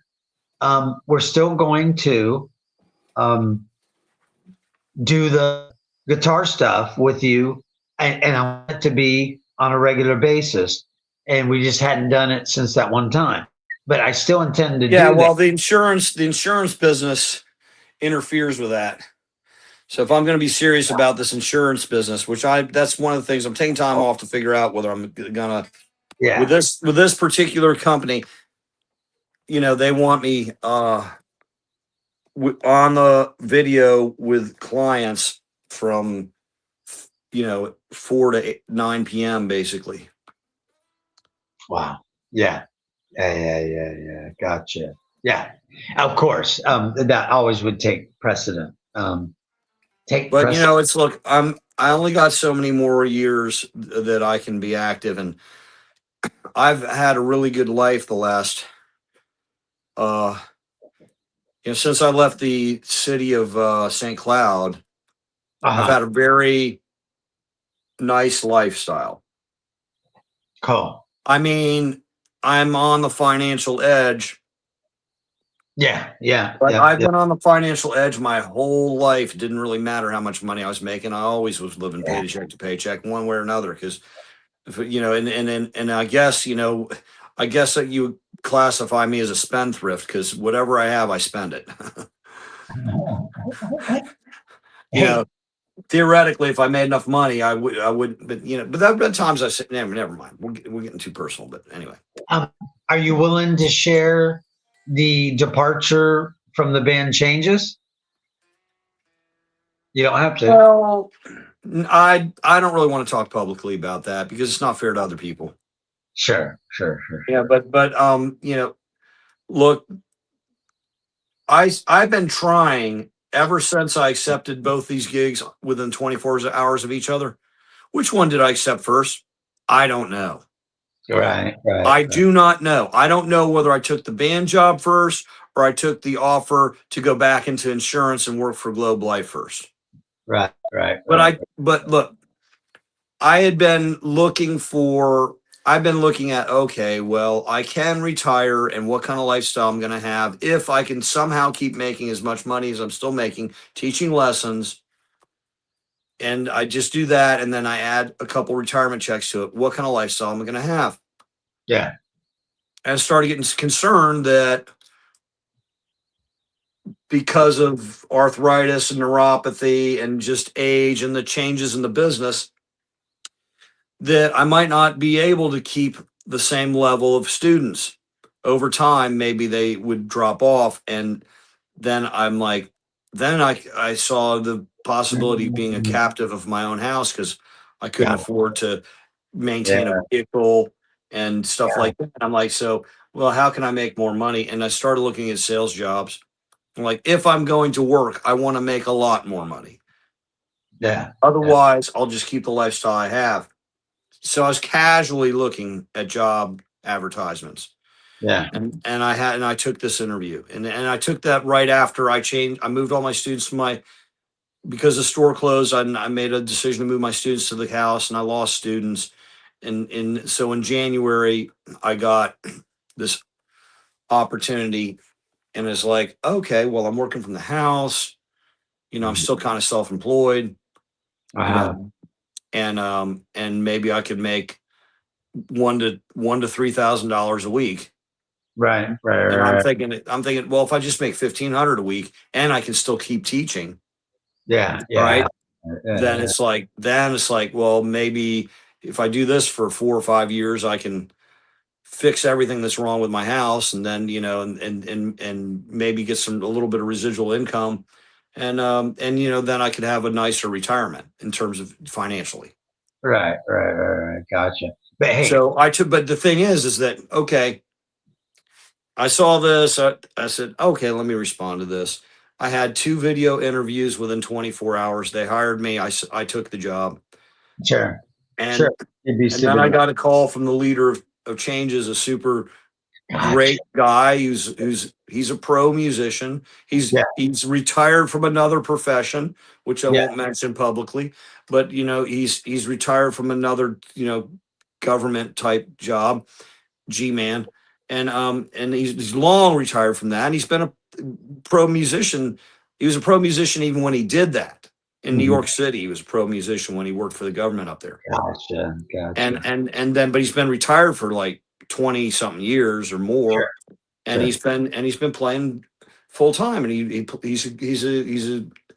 a pro, Yeah. and Very, very. and I got to see that, by the way. Yes.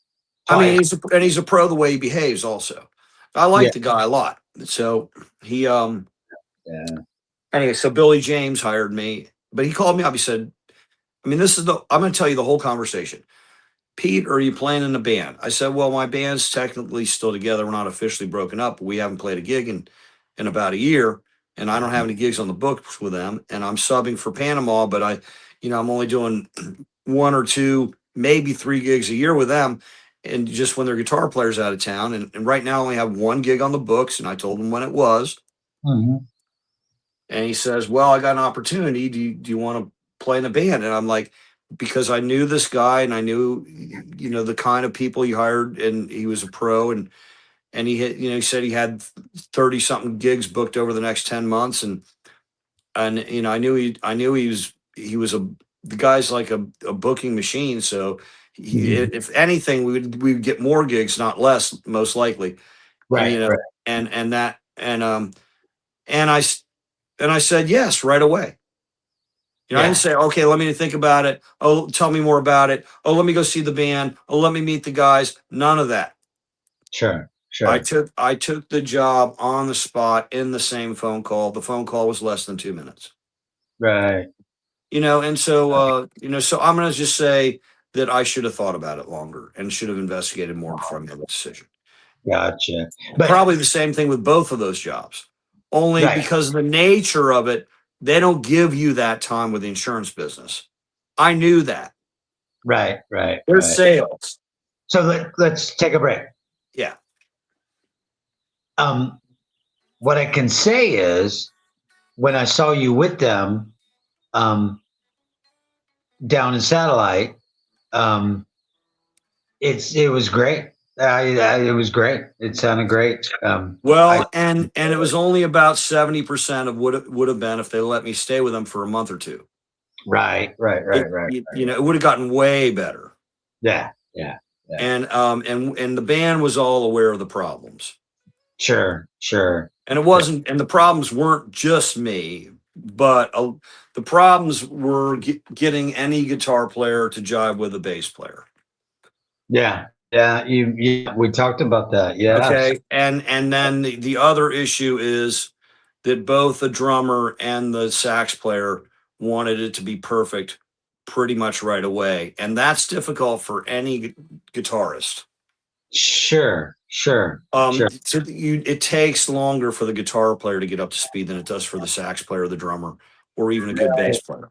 Right. We have more details we have to work Yeah. with. Yeah, It's just the nature of the music itself. I'm online here, but live actually on YouTube, but we're hanging up. So give me a sec.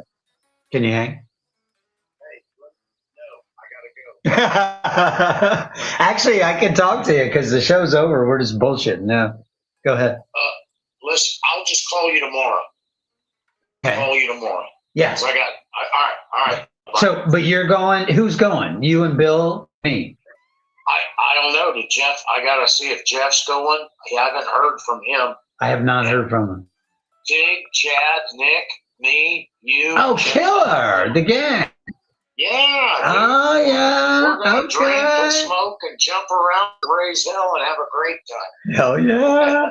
We will, man. It's going to be a blast. That I heard enough. We'll talk tomorrow.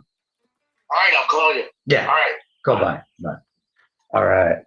So I'm just gonna say, We got to take a break. Take a I break. was just gonna say I wasn't professional enough Right. for them. I wasn't able to get up to the level they wanted me to get to fast enough. Wow. Wow. I'll just say that. I'm not gonna point fingers at anybody but myself. Yeah. But who are they going to get?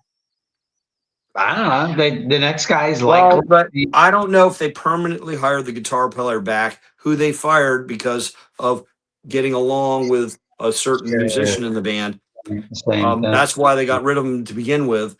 You Yeah. know, they hired him back for at least the next gig or two. Now, Of course you would. In that scenario, you'd just say, dude, we need you for a bit. And likely, unless they just, change of life and move to Atlanta. well, a lot of people would say, "Screw you, no way." But apparently, but this guy was. I met the guy I was replacing, as you know, and I'm like, "Gee, the guy's a good guitar player, and he's a really nice guy." And I can see where he's musically battling with some of the other players. Yeah. And then I was put in his spot, and I'm like, well, anyway. Then I knew it was going to be a challenge, and it was more of a challenge than I thought it was going to be. But I mean, I thought, well, most of the problems were going to be fixed by our next gig if they'd let me play it. But it became too much of an argument situation, and people didn't want to get along with each other anymore. So anyway, and I don't want to go any farther because I said too much already, because I don't want to get into the personality issues. I try to do principles, not personalities. Let's focus on the music, but sometimes people are want to be professional debaters, and then that takes away time and energy from me focusing on what matters, and that's me making sure I'm playing my guitar parts right, and I'm syncing my vocals with my guitar part and all that stuff. Sure. But hey, Pete, thanks for sharing.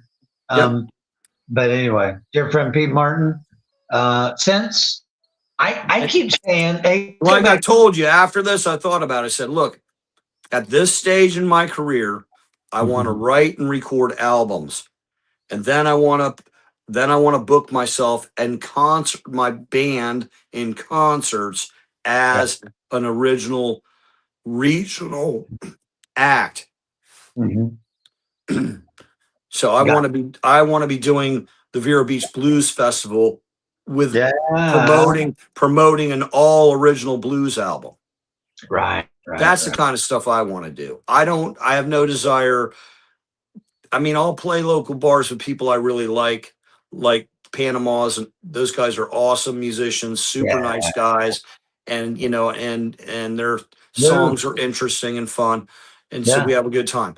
But but I really want my focus to be on original music at big festivals and concerts. I'd like to have Faster Than Light be one of the opening bands at Earth Day Birthday one year. Oh man. Yeah. I mean, not a headliner, obviously, but they have people on all kinds of stages out there. Oh, dude, believe me. So they have some Central Florida original bands, right? Yeah. Yeah, I want to be one of them. That's They all. do. Yeah, the openers are local folks, one or twosies. In the bigger Right. festival, it's always one or twosies, but for sure. But hey, this has been great, but I got to hang up. All right, Phil. Good night. Thanks for having me on. Okay, hang on for a second. Let me do this officially. All right, Mitch, if you're on, I'm hanging up, or we're disconnecting and we're ending here. So just a heads up on that. And I think that's it. Whoever showed up was great. Thanks for joining. Whoever they were, and cool, dude. We'll talk again, of course. So Pete and I have great conversations on the phone, oftentimes about music, and it goes all over the place. Yeah, always fun, dude. All right, Phil. Take care. Okay, All right, brother. okay. You're doing a great job with the podcast. Just if something goes wrong, just flow with it. You're doing Go with it. it's Go with pretty it. cool, man. All right, I'll see you next time. Okay. All right, take care. Button. It's a wrap. Take care.